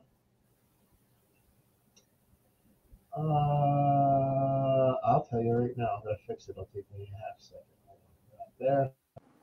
Blammo. Oh shit! Yeah, that's it. let me guess. You hadn't selected the proper mic yet. Yeah, I have some shitty webcam up there just so I can monitor what I have going on. So I like literally hooking all this stuff up. I think this might have been the first live stream I've joined since I got everything hooked up. So basically, I have my good mic right here. It's like right here. You just can't see it. It's and it was coming from a webcam like way over there. The audio. See, that makes sense because I think like from what I've been gathering from online stuff, you and I have been basically the same. The only live things that we've done were unpackings.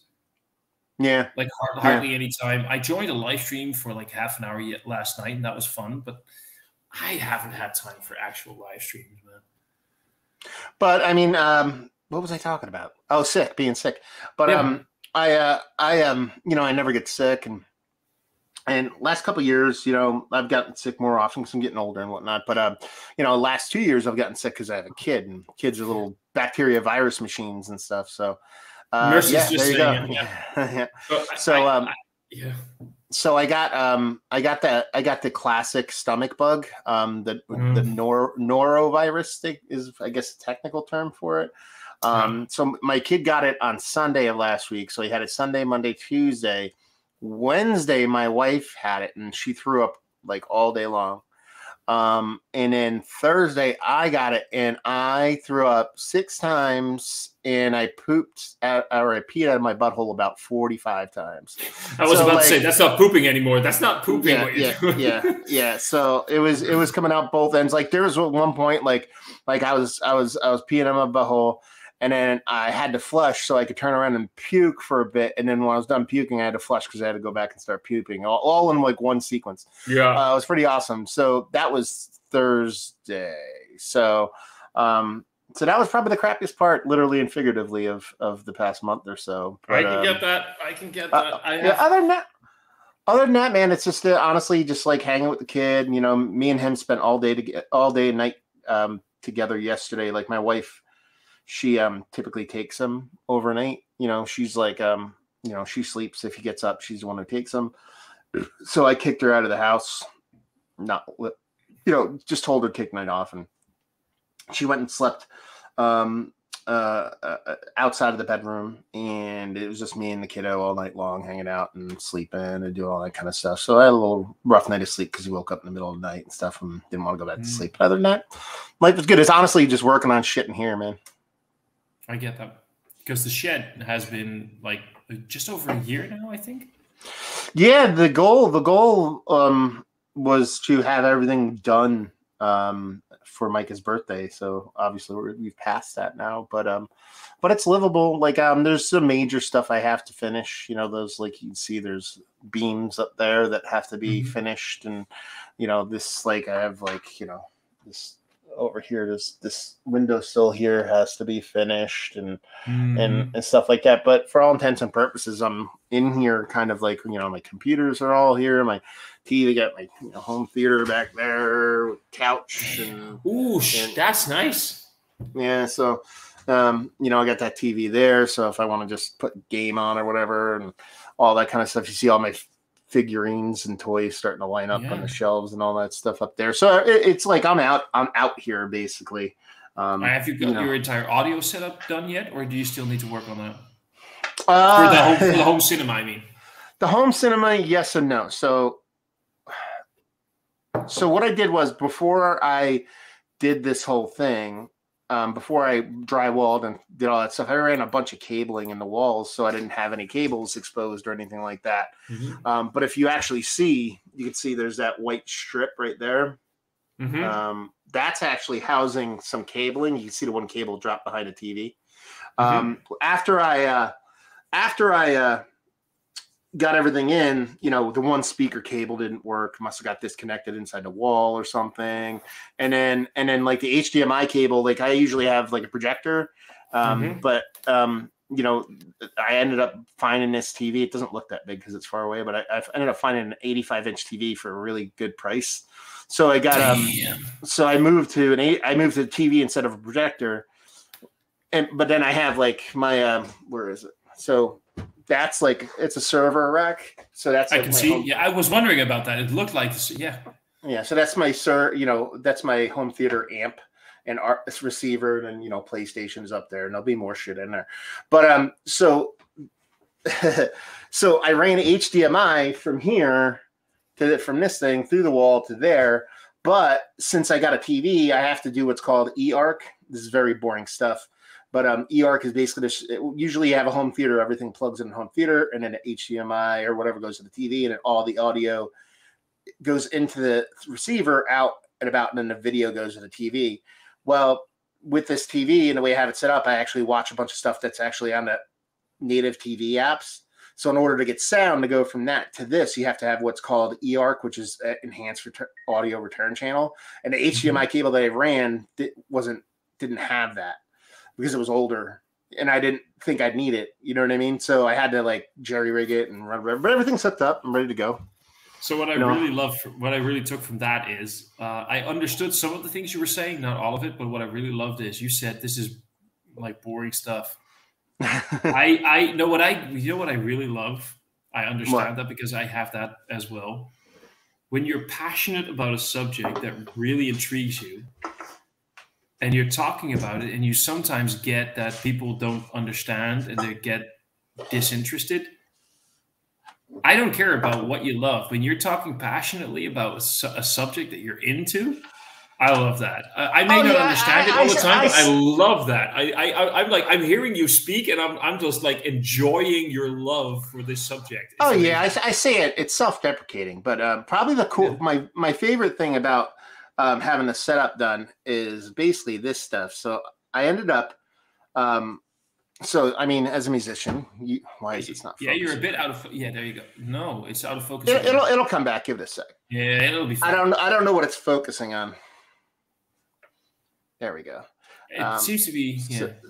Yeah. So, it's trying to autofocus. So I have there's like my turntables and stuff, and I don't know if you can see right here. This is all like modular synthesizers and stuff like that. And then I have my mix. This is like my 12-channel mixing rig and stuff like that. So now this is probably the most exciting part about this move out here is that I can be loud. Like you can't do music in headphones. It's got to be loud. And the kid and the baby and family and stuff, I can't be loud. Well, now I'm in the middle of nowhere. No one can hear me. So I can be loud again. So now I get to do like vinyl record stuff. I get to make music kind of stuff and all that kind of fun stuff. So that's pretty cool. So I'm excited about that. That's probably the coolest part about it. So I just heard you say something, and I kind of want to ask about it, but maybe I'm saying something that I shouldn't be saying, and you just had a slip of the tongue. Sure. You just said something about the kid and the baby. No, just a kid. No, I'm just saying there's one kid. Okay. Maybe I heard something wrong. That maybe something was in progress. I was referring to my child and my wife. She's the baby. No, thank God she doesn't see this shit. Same here, man. That's. It's always nice to be able to say things here that I know that some other people won't see. No, but I like that passion. Here's an interesting thing. Patiently waiting for Matt's opinion on Picard season 3. Now I think I know what his opinion is. Yeah. I don't have one. Because I haven't watched it. Exactly. I haven't watched season 2 yet. We talked about this a while ago. Yeah. I don't even know what I sent you. I sent you something, and you were like, "Shit, I still need." So. Yeah. I don't have time to watch anything right now. And honestly, if I do watch any TV, I watch TV 2 different ways right now. I watch it with my wife. She's not going to watch Star Trek. And I watch it as background noise. So when I'm working in here, I'm actually rewatching Next Generation again, just because I can have it on the background. And if I miss the whole episode, it doesn't matter. You know what I mean? And so I'm waiting to get to the point where I can just binge it and go through it and watch a bunch of stuff. So I will watch it. I just haven't seen 2 or 3 yet. I just haven't had the time. Like honestly, the last new show. I mean, me and my wife were watching The Last of Us. We didn't even finish it yet. But just because she wanted to watch it, and I was like, really, you want to watch that? Because she's not into stuff like that. But that's the newest show I've watched. Besides that, I haven't really watched much of anything because honestly, all my time is if I'm not hanging with my kid and if I'm not hanging with my wife, or I'm not sleeping, working, or pooping. I am out here, and when I'm out here, I'm usually fixing something and working on stuff. So I have to put on something I've already watched so I don't miss anything. Well, so you basically... So Adam's saying season 2 is crap. I had the ending on while sewing. Only one came that interested me. So what you're saying is it's going to be really good because your opinion is shit. Okay, good. Yeah, there you go. I actually loved the first 2 episodes of season 2. And I liked the last 2 episodes. Everything in between felt like they knew where they wanted to start and they knew where they wanted it to end, but they weren't really sure how to get from A to B. You know what I mean? That's a lot of stories. That's their problem. Exactly. And that's the problem with much of the, but they had some interesting stuff in between. Just for a little bit, if you can just entertain the masses for a little bit, because I've been live for almost 2 hours, and as you know, what goes in must go out. Fair enough. I gotta go pee, man. I'll be right back. Yeah, you got it. Yeah, I mean, like, it's, I don't know. Well, I mean, you know, Captain Picard's such a beloved character to me and a lot of people that even if it's crap, I'll probably still watch it. And even if it's crap, it's probably still better than a lot of the other stuff that is actually crap. But I'm curious to see where it comes. Because honestly, you know, Patrick Stewart is so goddamn old that I can't see it being epically fantastic to begin with because he's such an old character. It's just going to be dialogue. It's not like he can, he can deliver the heat. You know what I mean? It's not like he could throw the way he used to as a youngin. So, and from what I've gleaned from advertisements and show recaps, and not I'm avoiding spoilers, but you can't help but see a commercial or anything along those lines. Is the whatchamacallit is the cameos. Are the cameos, and I understand there's going to be a certain amount of lip service, or not lip service, but fan service they have to do with the show. But I'm also okay with that. You know what I mean? Bring back all the old characters. I'm game. It is what it is. Am I boycotting because of Deep Space Nine elements in the new series? I didn't even know there was Deep Space Nine elements in the new series. But I wouldn't boycott it. I don't boycott much of anything except for racism and douchebaggery upon that level. So, you know what? And Adam says Michael Dorn could still throw down. I honestly don't know why he never did anything but Worf. Like, not that he was like, the best actor in the history of mankind, but I have not seen him in anything but Star Trek as Worf, and I don't understand why he's never really done anything besides it. I mean, he seemed like a much better actor than, Sirtis and Frakes and even Spinner to a certain extent, and he's even had some stuff outside of there. So I just don't understand why Michael Dorn hasn't done anything but Worf. It's just weird. Maybe it's a personal choice. I think one of those things is that Michael Dorn.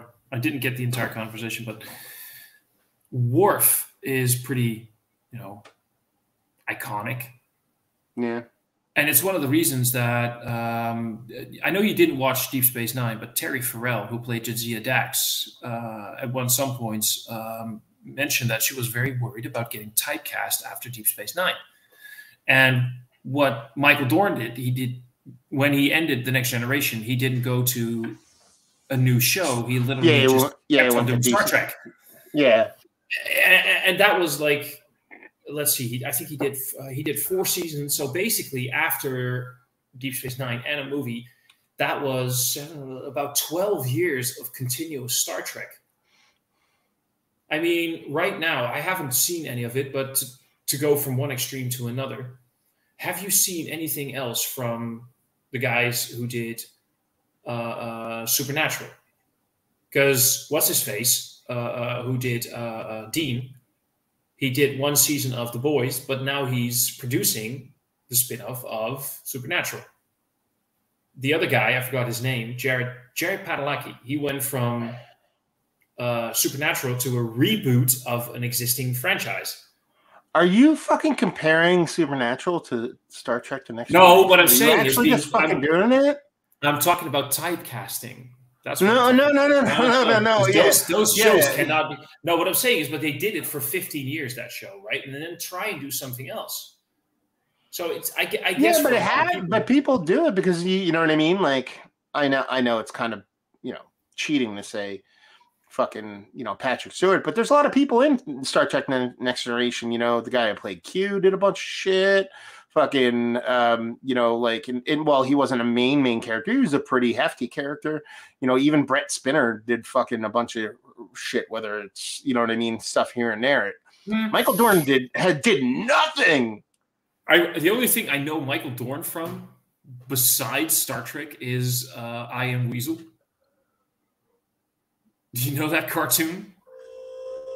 Obviously, because I said he's done nothing. Exactly. And voice animation doesn't count. That's like saying, but that's what I'm trying to say. That's the only thing he did after. Is that you or is that me? That's me. That's my refrigerator. Let me turn it off. Hold on. Oh no, it's cool. Don't worry. Don't worry about it. I was just curious, just making sure. But I usually turn it off when I stream. It wasn't making a horrible noise when I came on, so. No, it's cool, man. And as for Adam's comment on Deep Space Nine elements in the new series, I mean, yeah, there's some stuff going on, but I still think it's It's mostly the next generation focus. They took some elements from Voyager, they took some elements from Deep Space Nine, but it's mostly still the next generation. What I'm curious about is the big fan theory that after this show, they're going to do a show with what's her face, Jerry Ryan, 7 of 9. I don't see that happening, but we'll see. In any case, what did I miss while I was gone? Nothing. We just talked about Michael Dorn. Yeah, pretty much, essentially. So, how's things on your end? Let's talk about you. How's things going? How's work? How's life? How's everything? Well, work has been hectic for the last couple of months because we went from a very busy period during the holidays to prepping for 2 festivals and some other things. Some coworkers went on holiday, which was great, but you're doing a lot of stuff by yourself. Private life is, I think in the last couple of weeks, I finally had an attempt to do social life and do things that are not work related, which are kind of, I'm trying to figure out how that works again. But other than that, I'm doing pretty good. And like you, haven't really found any proper time to do live streams, which I'm doing right now. And yeah. What spurred today's live stream? Just had the time and felt like jumping on? I had the time. I had to, between brackets, had to do a live unboxing. I think I mentioned somewhere in the chat that we're doing this collaboration thing between a web shop and the Dutch Beer Collective, where every month they have this box. Yeah, you mentioned that. Yeah, you mentioned that to me. Yeah. So we did the April box just came out, and it's IPA. And I wasn't supposed to do the unboxing, but the guy that was going to do it couldn't make it, so I quickly did it. And I figured, you know what? I'm going to go live after that. I'm just going to go hang out for a little bit. If it's going to be 30 minutes, it's going to be 30 minutes. If it's going to be longer, I mean, I ordered in takeout. That's going to arrive in about an hour and a half. That's how long I have still. And we'll see what happens. And some people joined. What are you getting? Spare ribs and hot wings. Very American of you. I try to. I feel inspired by some good people in my life. And in the meantime, just having a few good beers, because I think you could appreciate this. I had this one earlier. Can you tell me? Do I need to go? Isadora from La Trappe, yeah. Yeah, I secretly like this a little bit more than the quad, except for when the quad, like someone pointed out in the stream, when the quad is aged, like for a decent time, I prefer the quad, but when fresh, yeah, like I can see that. Yeah. I love La Trappe quad. I do. It's probably one of my favorite quads, but it's also like you have to love banana in order to love that fucking quad. You know what I mean? Because it's so much banana phenolic on it. It's insane. And then that does die with time, so it would make more sense that you like it with the. I have a bottle right now on standby, and now I feel like cracking it open. Yeah, I love that beer. I love that. But all honestly, I don't know any Trappist quad doesn't get better, at least with a bit of time on it. You know, most of them do. I mean, come on, it's kind of like the thing. We actually had a Trappist beer not be a Trappist anymore. Did you hear? Yeah, was it Achel or who is it? Achel, yeah. They're not producing at the monastery anymore, so no more Trappist from them. Kind of sucks. And then last year, the United States lost their Trappist brewery. Yeah, Spencer as well. Yeah, Spencer just shut their doors and decided to make bread or some shit. What actually happened there? I don't think they just it wasn't financially viable. It's such a niche market, that it's a kitschy, cool thing over here. But I don't think anybody in Europe is like, let me buy the American Trappist beer. At least at volume.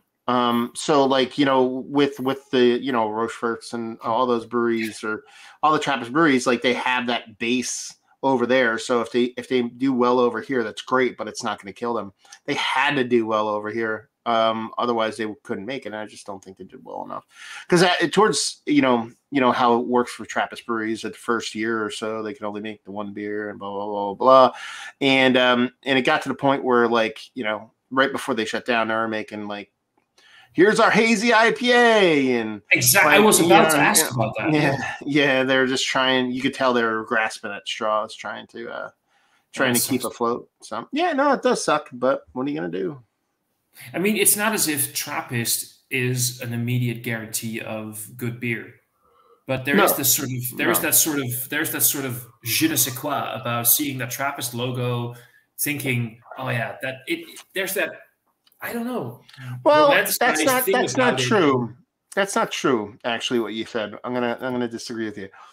You're not guaranteed awesome beer, but I doubt you're gonna get horrible beer because it's not so much that they say, hey, you're Trappist Monastery, make some beer. Like they actually come and train you how to make the beer and get you, you know what I mean, and like get you set up to make the beer the way, it's not like you just make the beer and you become a Trappist brewery. Like when Spencer opened up, like, and I believe it's with all of them, like the Trappist Consortium, whatever the fuck they are. Like actually they make you go through several iterations of brewing the beer until you not only get it right, but make it well. And then they allow you to release that one beer. I think it's 1 or 2 years. And then after that trial period, then you can start making other beers. Agreed.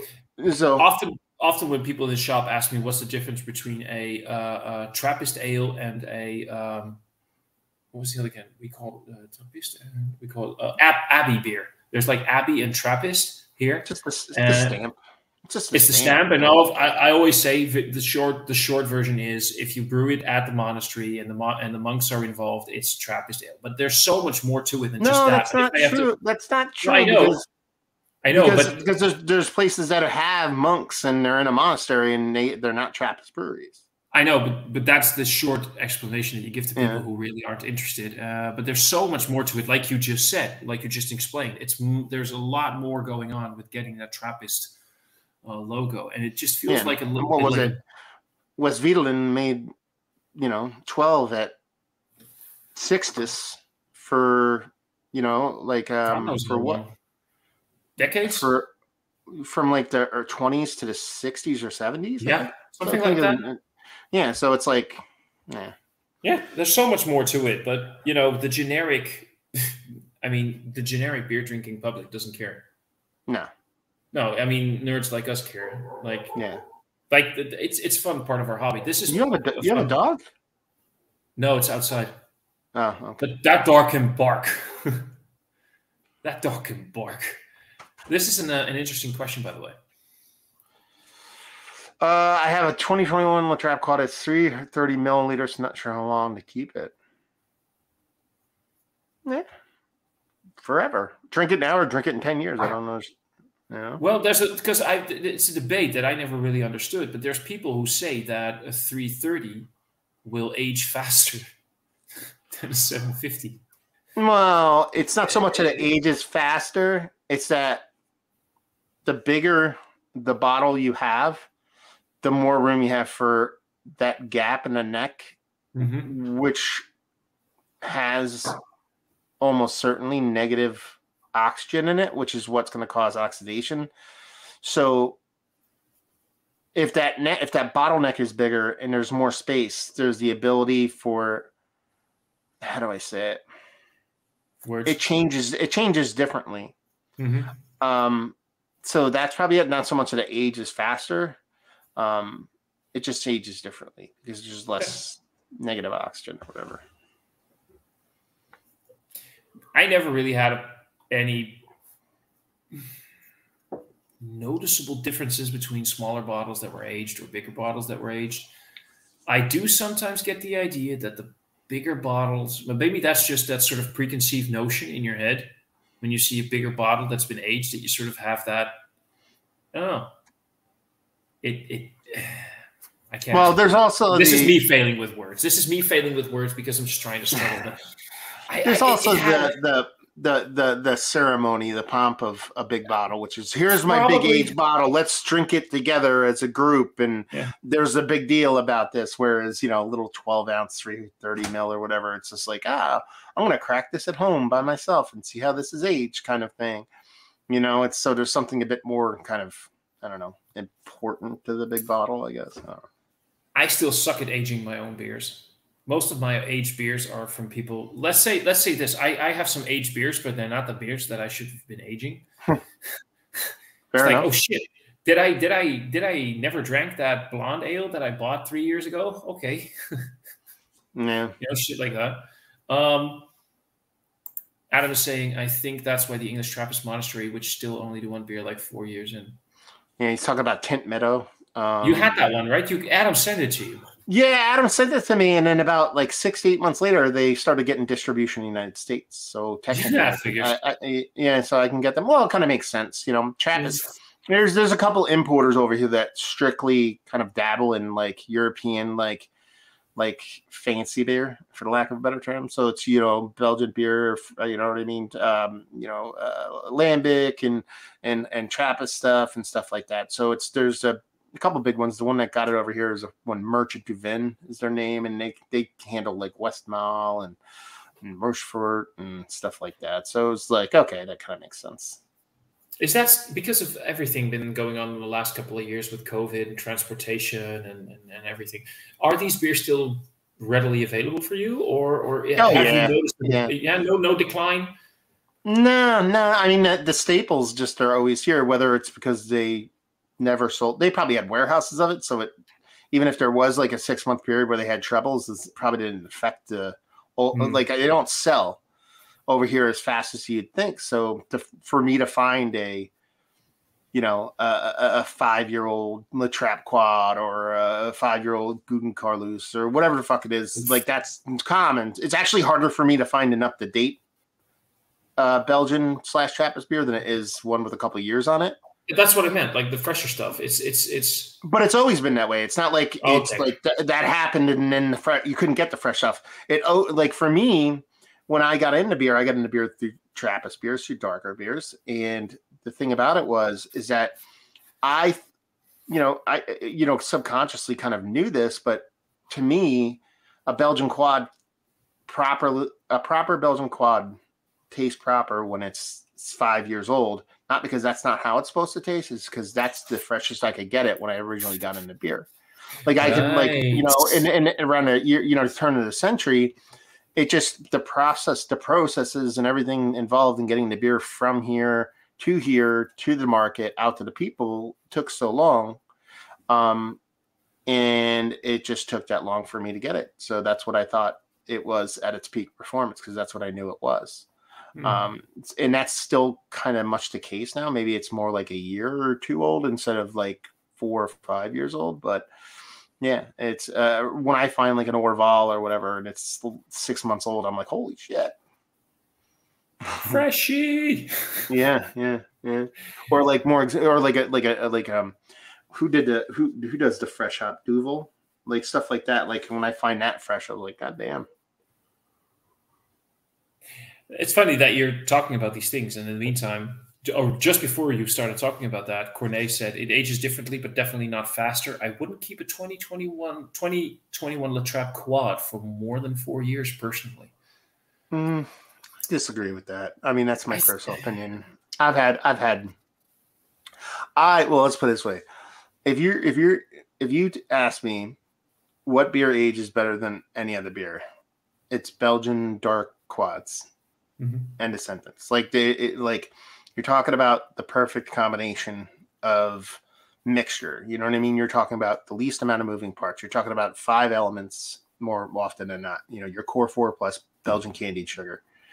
And so there's less that can go wrong. You know what I mean? It's bottle conditioned. That's kind of a must when it comes to long-term aging.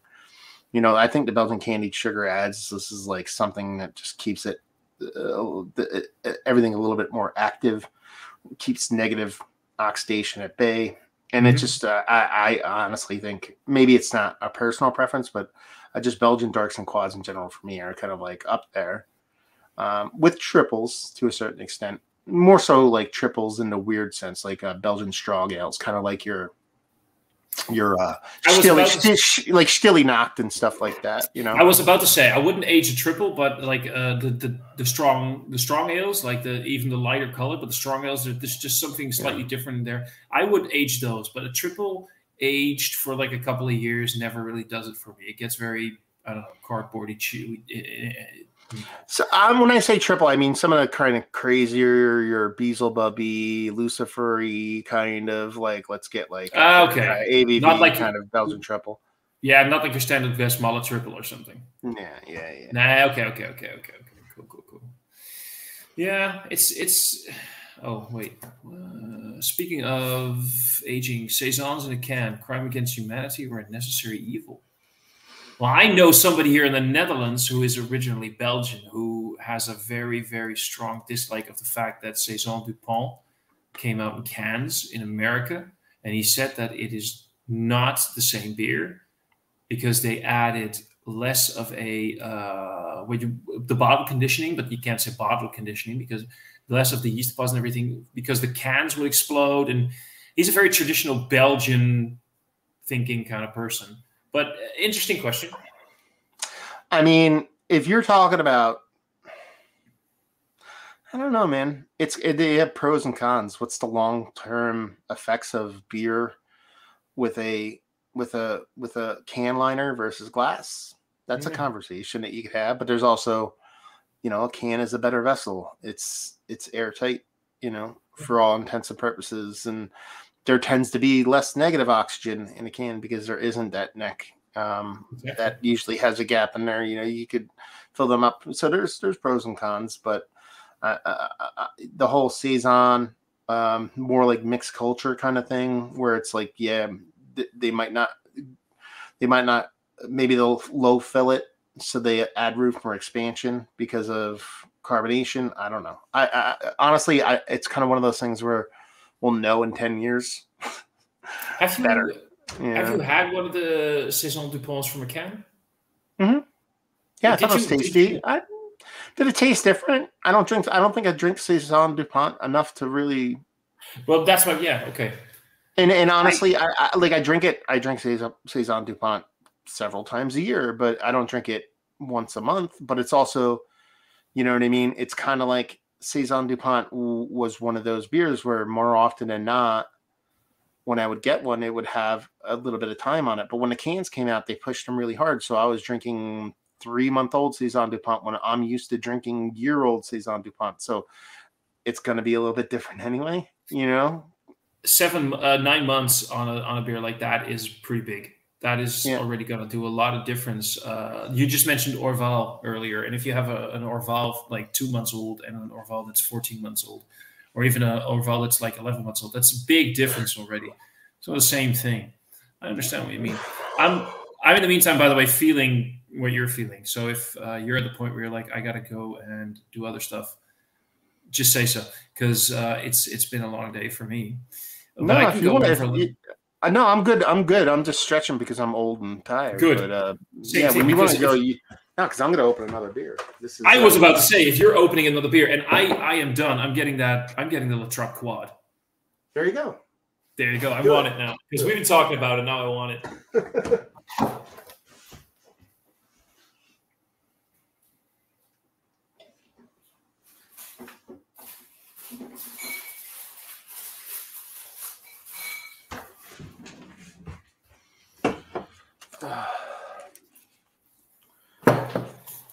I got a belated birthday present yesterday from someone, and it was 5 beers. It was the La Trappe Triple, Isidore, and Quad. It was a Saint Bernardus Abt 12. Okay. And it was a Triple d'Enfer. Okay. So this person who is just getting to know me really picked some stuff that I actually really enjoy. So good. Yay me. What's her name? Yes. I can tell you said it. Who's just recently getting to know me. So what's her name? She has a name. And I thought it was against the rules to meet people at your job.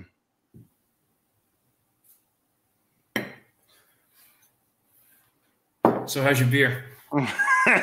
Pretty good. What you just pour? It's a brewery from New Jersey. Let me just put you in. Let me put you in solo for a second. Paper Tigers. Oh, nice. So I do love a good session IPA. Not everybody makes them properly, brews them properly. How is this one? Did you have it before? Yeah, I had it before. It's pretty tasty. I the first time having this brewery.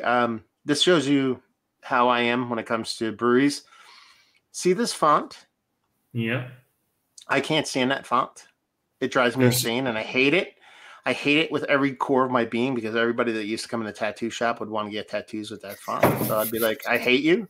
So this is the first time I've ever drank anything from this brewery because I absolutely would never buy anything from them because of the font they use. But when I saw a 4.5% session IPA, I decided to push aside my hatred of the font and pick that beer up.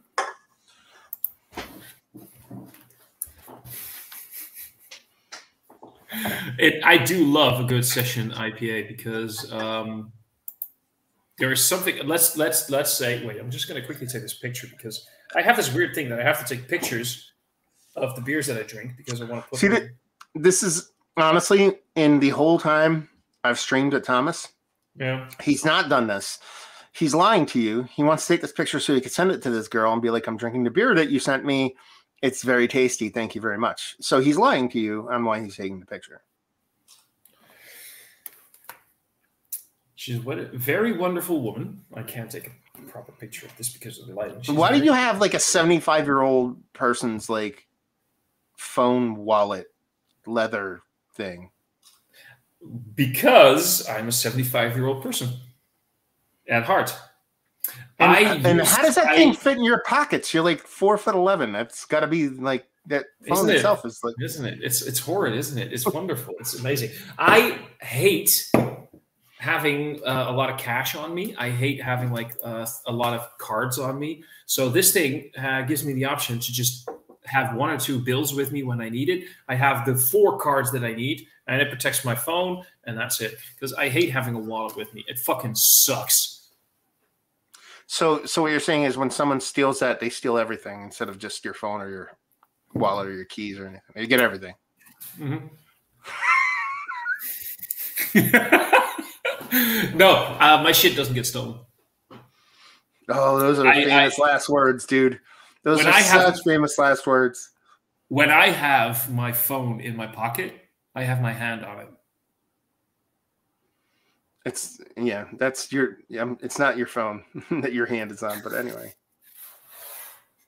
Oh, what is it on then? Do tell. Your keys. Okay.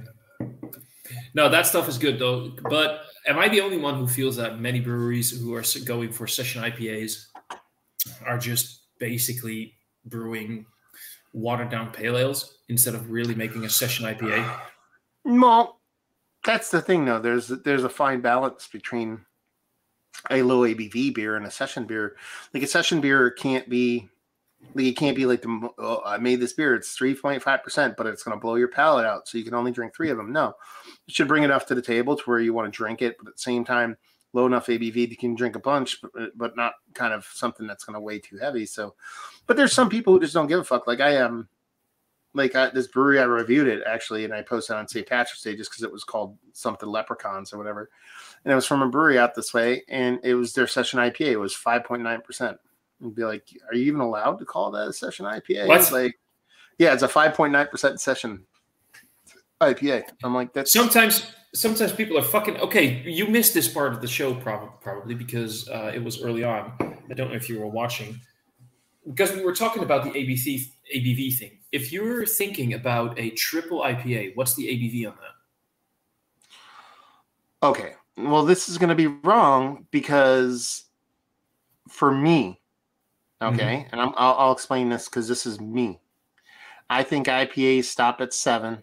I think triple IPA should pick up at 8.5. In today's world, IPAs end around 7.5 to 8, and usually in today's world, double IPAs go from 8 to about 9.5, and then go into triples. Okay, that's a fair point because I do agree with you that for me, anything that is double IPAs are usually between 7.5 and 8.5. Anything that's between 7 and 7.5 is negotiable. Anything below 7 is IPA. I got this triple IPA in today or yesterday through a beer mill, and it's 8.5% ABV. Now, you have a fair point what you were saying, but if you look at any brewery right now pushing out a triple IPA. When was the last time you saw a triple IPA that was below 10% ABV? No. Yeah. No, but there's also who is it? Who makes? Is it Zombie Dust? I'm trying to think of who makes Zombie Dust. I still might have a can. It's probably not very well anymore. I still think I have. No. Three Floyd, not Three Floyds. No, not who makes it. I'm trying to think of. Oh, sorry, I misunderstood. Wait, yeah. Let's see, Zombie Dust. No, that's not what I'm thinking of. Oh, yeah, no, it is. Zombie Dust. Yeah. From Three Floyds Brewing is 6.5%. Yeah. They call it a pale ale. Fuck, you're right. They do.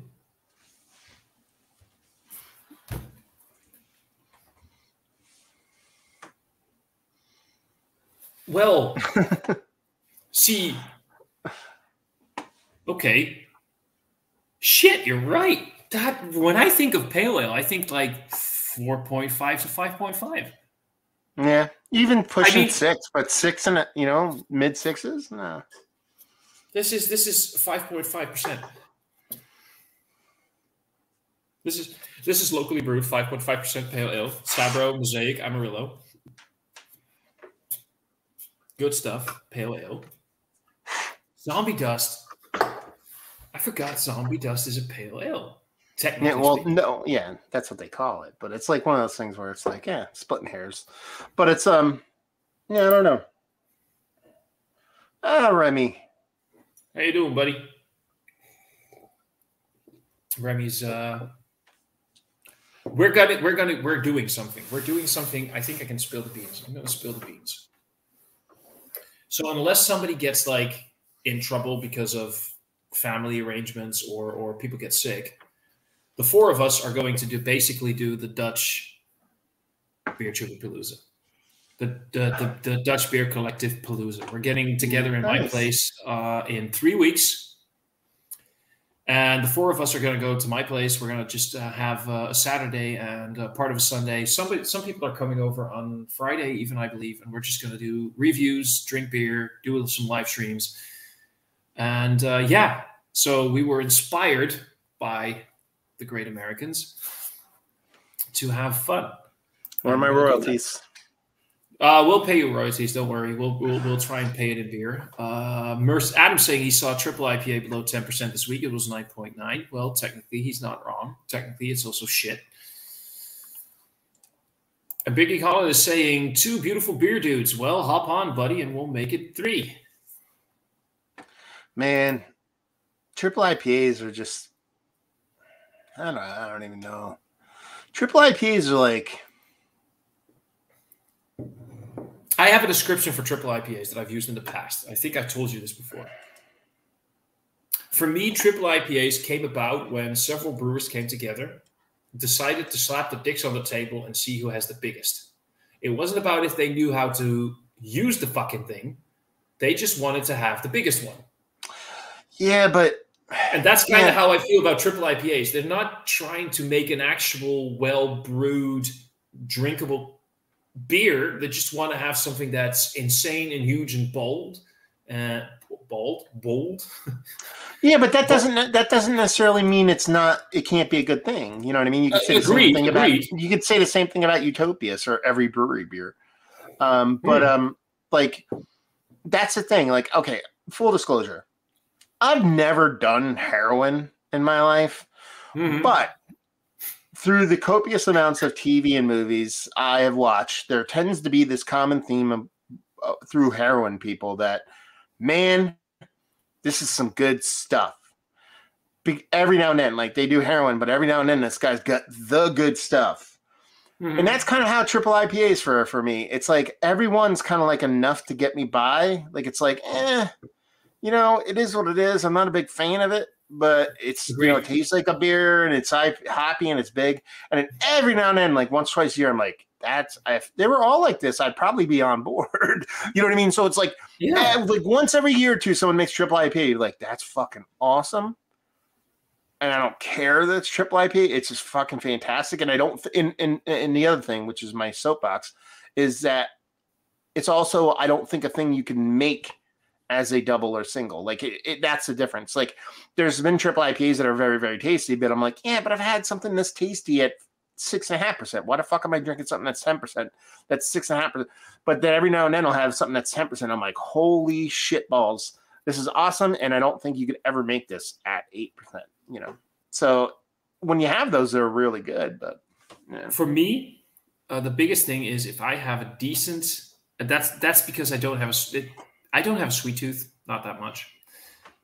For me, the biggest thing in a big, bold triple IPA, because any triple IPA will have a huge sweet component. If you can offset that with a decent amount of bitterness, I'll be on board. I'm much more interested in than just that sweet mess that tastes great for 2 sips and then sort of like the hook is gone. There's no hook. There's nothing that keeps me want to go in for that second sip because I know they're all going to be the same. But when every sip has that sudden thing of sort of tangy, bitter thing going on in the back, I'll be happy. I'll be happy, and then I'll drink it. But other than that, most triple IPAs to me are just, I don't know, over the top. That's it. But they can be fun beers, like you said. I forgot how fucking amazing this beer is. What is the Best Buy date on this one? Can I find...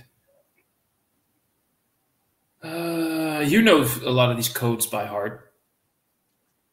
So the Best Buy is 12/20/25, which makes me think this is bottle 12/2022 because it says 0946 and then it says L05L22. Yeah, that's...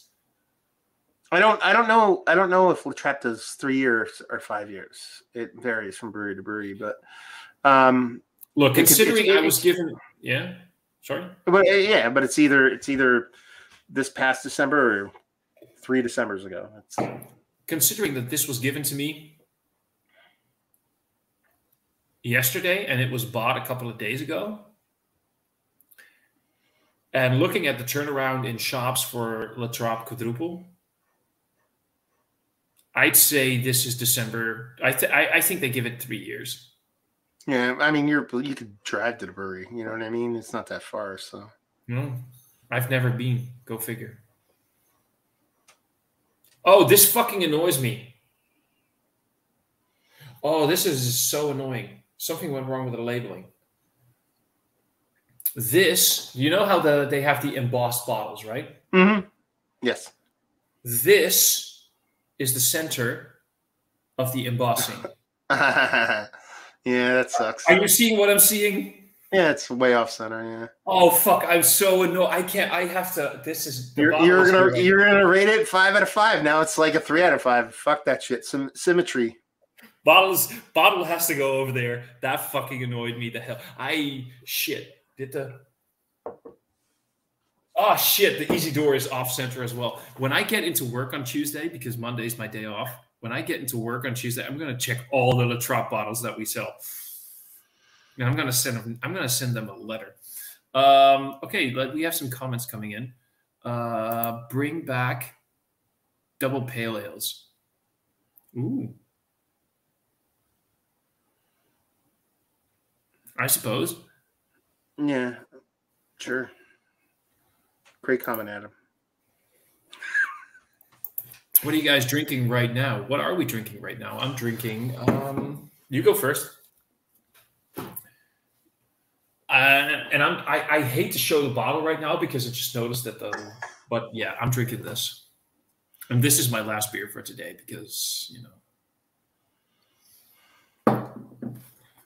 An infused quadruple. Infused with what, by the way, Stephen? I saw you post that comment earlier. He means Brett, not Bert. No, look who asked the question. Oh, infused. Oh, I thought you were saying infused quadruple with Brett. Okay, I thought the same. I thought the same. He's drinking infused quadruple, as in it's a quadruple infused. Maybe he was trying to type Trappist or La Trappe, and it autocorrected to infused, and he's trying to tell him what you were drinking. here. Wait. I noticed this comment earlier, and I think I skipped over it, which kind of sucks. Yeah, it was. He's drinking a Inferno by Brouwerij Bliksem. It is a infused Drupal, so it's infused with something. And Weston de Vries is saying squares. No, for me, I see like kind of happy face squiddy emoji. That's what I see on my end. Yeah, I'm just seeing squares, so that means that my laptop, my software, my whatever. Yeah, they're like happy emojis, but they kind of look like little squiddy thing happy emojis. I'm not sure what they mean. I'm not up on the old lingo of the whippersnappers and their emojis. Do you know the emoji that you send when you're like sort of feeling a little bit horny? You have that smirky face thing. I have a friend who wasn't aware that if you send that to somebody, that's what it means. I'm married, dude. I don't know what you mean. Okay, well, anyway, but that person kept sending that. Whenever somebody said a fun joke, she kept sending that emoji as a response because she just thought, like, yeah, that's a funny joke, but it's not my humor. She wasn't aware what she was. At some point, this is a fun. At some point, she kept telling people she's single, and she kept telling people, "Are you doing anything for this weekend?" She kept telling people, "Yeah, I'm just gonna go like Netflix and chill," because she wasn't aware what Netflix and chill meant, and it took her a couple of months to figure out what she was telling all her friends, and they had some weird thoughts about her. Yeah, Adam's correct. Horny emoji is just eggplant, man. I'm not sure what you're talking about. That's what I thought. I thought you were going to say eggplant. So I'm like, when you say the smirky thing, I'm like, okay. Wait, let me see if I can find it on my phone, because I'll comment in the chat here through the. I need to mute it very quickly. I'll comment in the chat here through the. Inception. Yeah, I love that.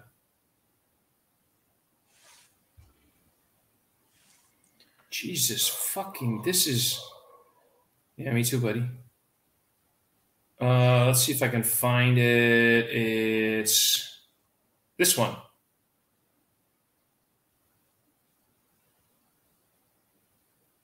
It's not popping up just yet. That one. I still don't even know what I'm going to have to copy and paste that because I can't really. The way these things look to me in the chat are kind of weird. I guess that's the one. Yeah, that's the one where you go like, "Do you know what I mean?" You know, wink, wink. Really? Mm-hmm. Yeah, that's apparently. I didn't know that until like a year or two ago. That's apparently what it means. Like the horny emoji. It's the more subtle horny. Like, well, to be fair, I'm married, so I don't send those. Adam is sending the one that is like the basic bitch dude who's like, who will send dick pics. It's not the smart ass face, dude. It's really like the wink, wink, nod, nod. That's what I've been told by many people. Go Google it. I don't know. I believe Adam more than I believe you. Yeah, of course you would, because it's me.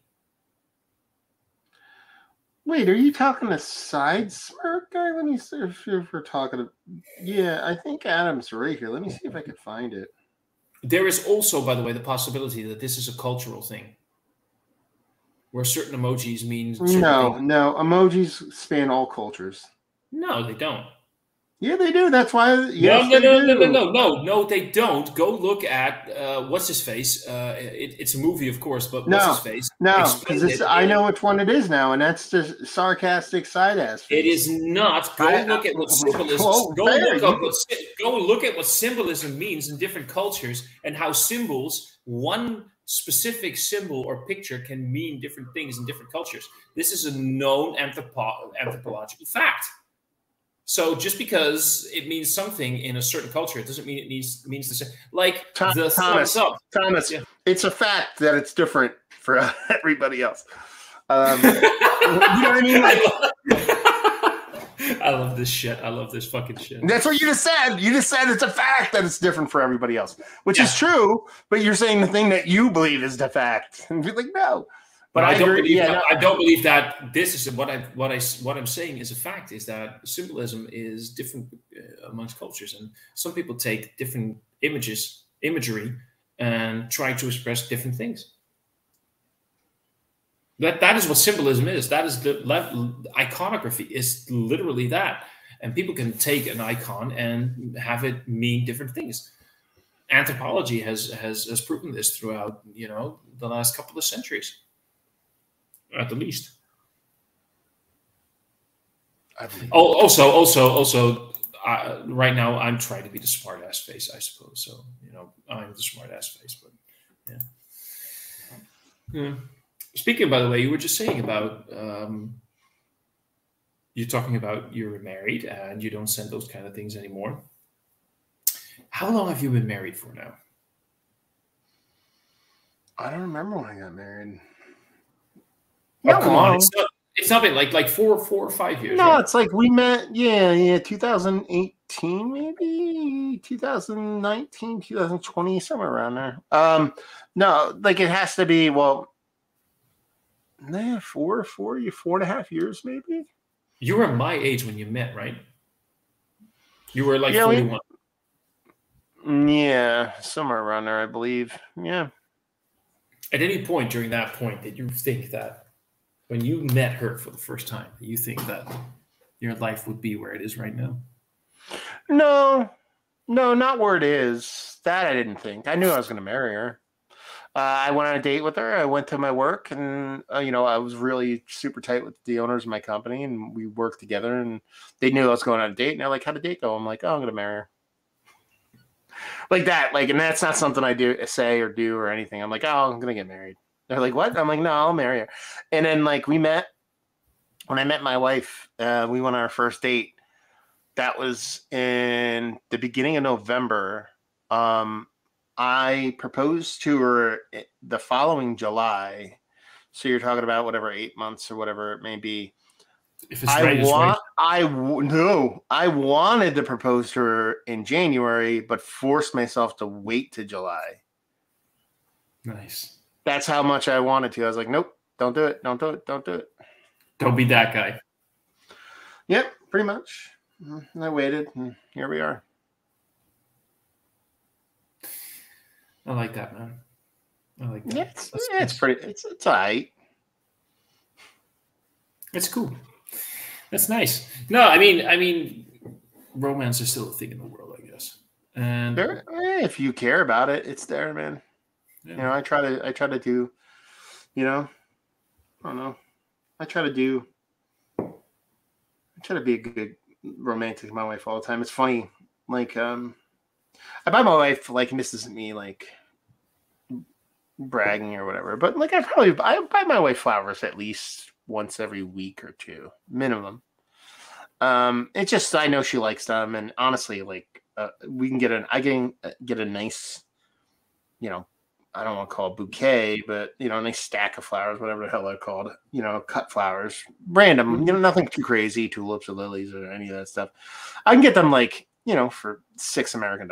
You know what I mean? It's not super expensive. So it's and so I'm what's it worth? $6? That's nothing to make my wife happy. So it's not so much that I do that. It's the reactions I get when I do it. Not from her, but from other people. Oh. This is the weird part. Is that because I'll get them when I'm out and about. I'll if I'm grocery shopping or I'm out and about doing stuff, I'll be like, okay, I'm gonna grab her a stack of flowers. And more often than not, you can buy them at a local grocery store, a local shopping market. You know what I mean? And I'll grab them and I'll buy them with my meat and milk and stuff, And then if I'm in line, you'd be surprised how many times people go oh, somebody's looking to get lucky tonight, or so someone will make that comment out loud, that's waiting in line, and be like, oh, somebody got in trouble. You know what I mean, like that. And I just go and I always just go, I'm like, nah, man, I just get my wife flowers. Right. And they always look at me weird, what's wrong with you? I'm like, what's fucking wrong with you, dude? I'm like, it's getting my wife flowers. And I love my wife. I've never even thought of straying on her, but I will tell you this. every time I make that comment, and if it's like you know, an unmarried woman at the register, she would have sex with me if I asked her to in that second. Because she's just like, she sees that I'm not lying. She's like, thank God somebody's not like a piece of shit. They're always, they honestly, they say shit to me. They're like, thank you. They're like, why aren't, you know what I mean? Like the cashier. It's the, no, but it's the, because it is the because little everybody things. else, because half the time it's probably some guy like, yeah, I fucked up. Got to buy my wife flowers. I'm like, I don't buy my wife flowers to apologize. I buy them to her because like, you know, I love her. What you're saying is you don't have to buy your wife flowers, but you want to buy your wife flowers. I don't use it as a what excuse apology or apology. Yeah, that's one of the things. One of the things that I always find is very important is people are saying make sure that you tell your partner that you love them. For me, one of the biggest thing is make sure you also tell your partner that you like them. Yeah, you know, I like you. It's not just the love, but it's also the like. I like you. You're fun. You're great. I love hanging out with you. And the little things like, I don't know, just suddenly walking into like, let's say your wife, I know your wife likes to do a lot of things with craft, right? Just walk in and I don't know if she drinks coffee, but just suddenly put her coffee in front of her. Go like, here you go. And walk away again. You don't have to do the gratitude thing. It's not about the gratitude. It's like, here you go. Here's a cup of coffee. It's the little things. Oh no. Yeah, that's normal. I'll write because she ever, you know what an espresso is? Yeah. It's like it's like kind of like a Keurig, but it's for espresso. Yeah, you know, I know exactly what they are. Yeah, like stuff like that. Like I'll write I love you on like a little piece of paper and I'll like stuff it in a little compartment that she's supposed to put a little pot in. So when she opens it in the morning to make her coffee, she gets really angry because she puts the pot in without thinking because she's half asleep and then her coffee comes out all fucked up. And then she pulls out the pot going, what the fuck's wrong with this thing? And then she sees the note that I sent her. It's the little fucking things. I love that shit. That is perfect. I mean, oh man. Yeah. Oh well. It's cool. It's nice. It's just about past 7 here. I got food on the way. I'm gonna go chill out for a little bit before my food gets here. I've been online for almost 3 hours. Had a couple of good beers. Had a couple of great conversations. But I think I'm gonna go end this thing and just chill out for the rest of the Sunday evening. Sounds pretty awesome to me. I think it has been, if I really think back, Matt, is it possible that it's been almost a year since you and I were on a live stream together? Could be. It was fun. I liked it. It was great. Guys, I'm going to go. Come on in. Get the hell out of here. Speak of the devil. Come in. Oh, yes. Hello. Come in. Okay, we're getting off anyway. Yeah, okay. Okay, I gotta go. You want me, I'll hit the end live button and okay. It'll be good. Okay. Cheers, bro. Okay. Thanks for being here. Everybody, have a great evening. Bye-bye.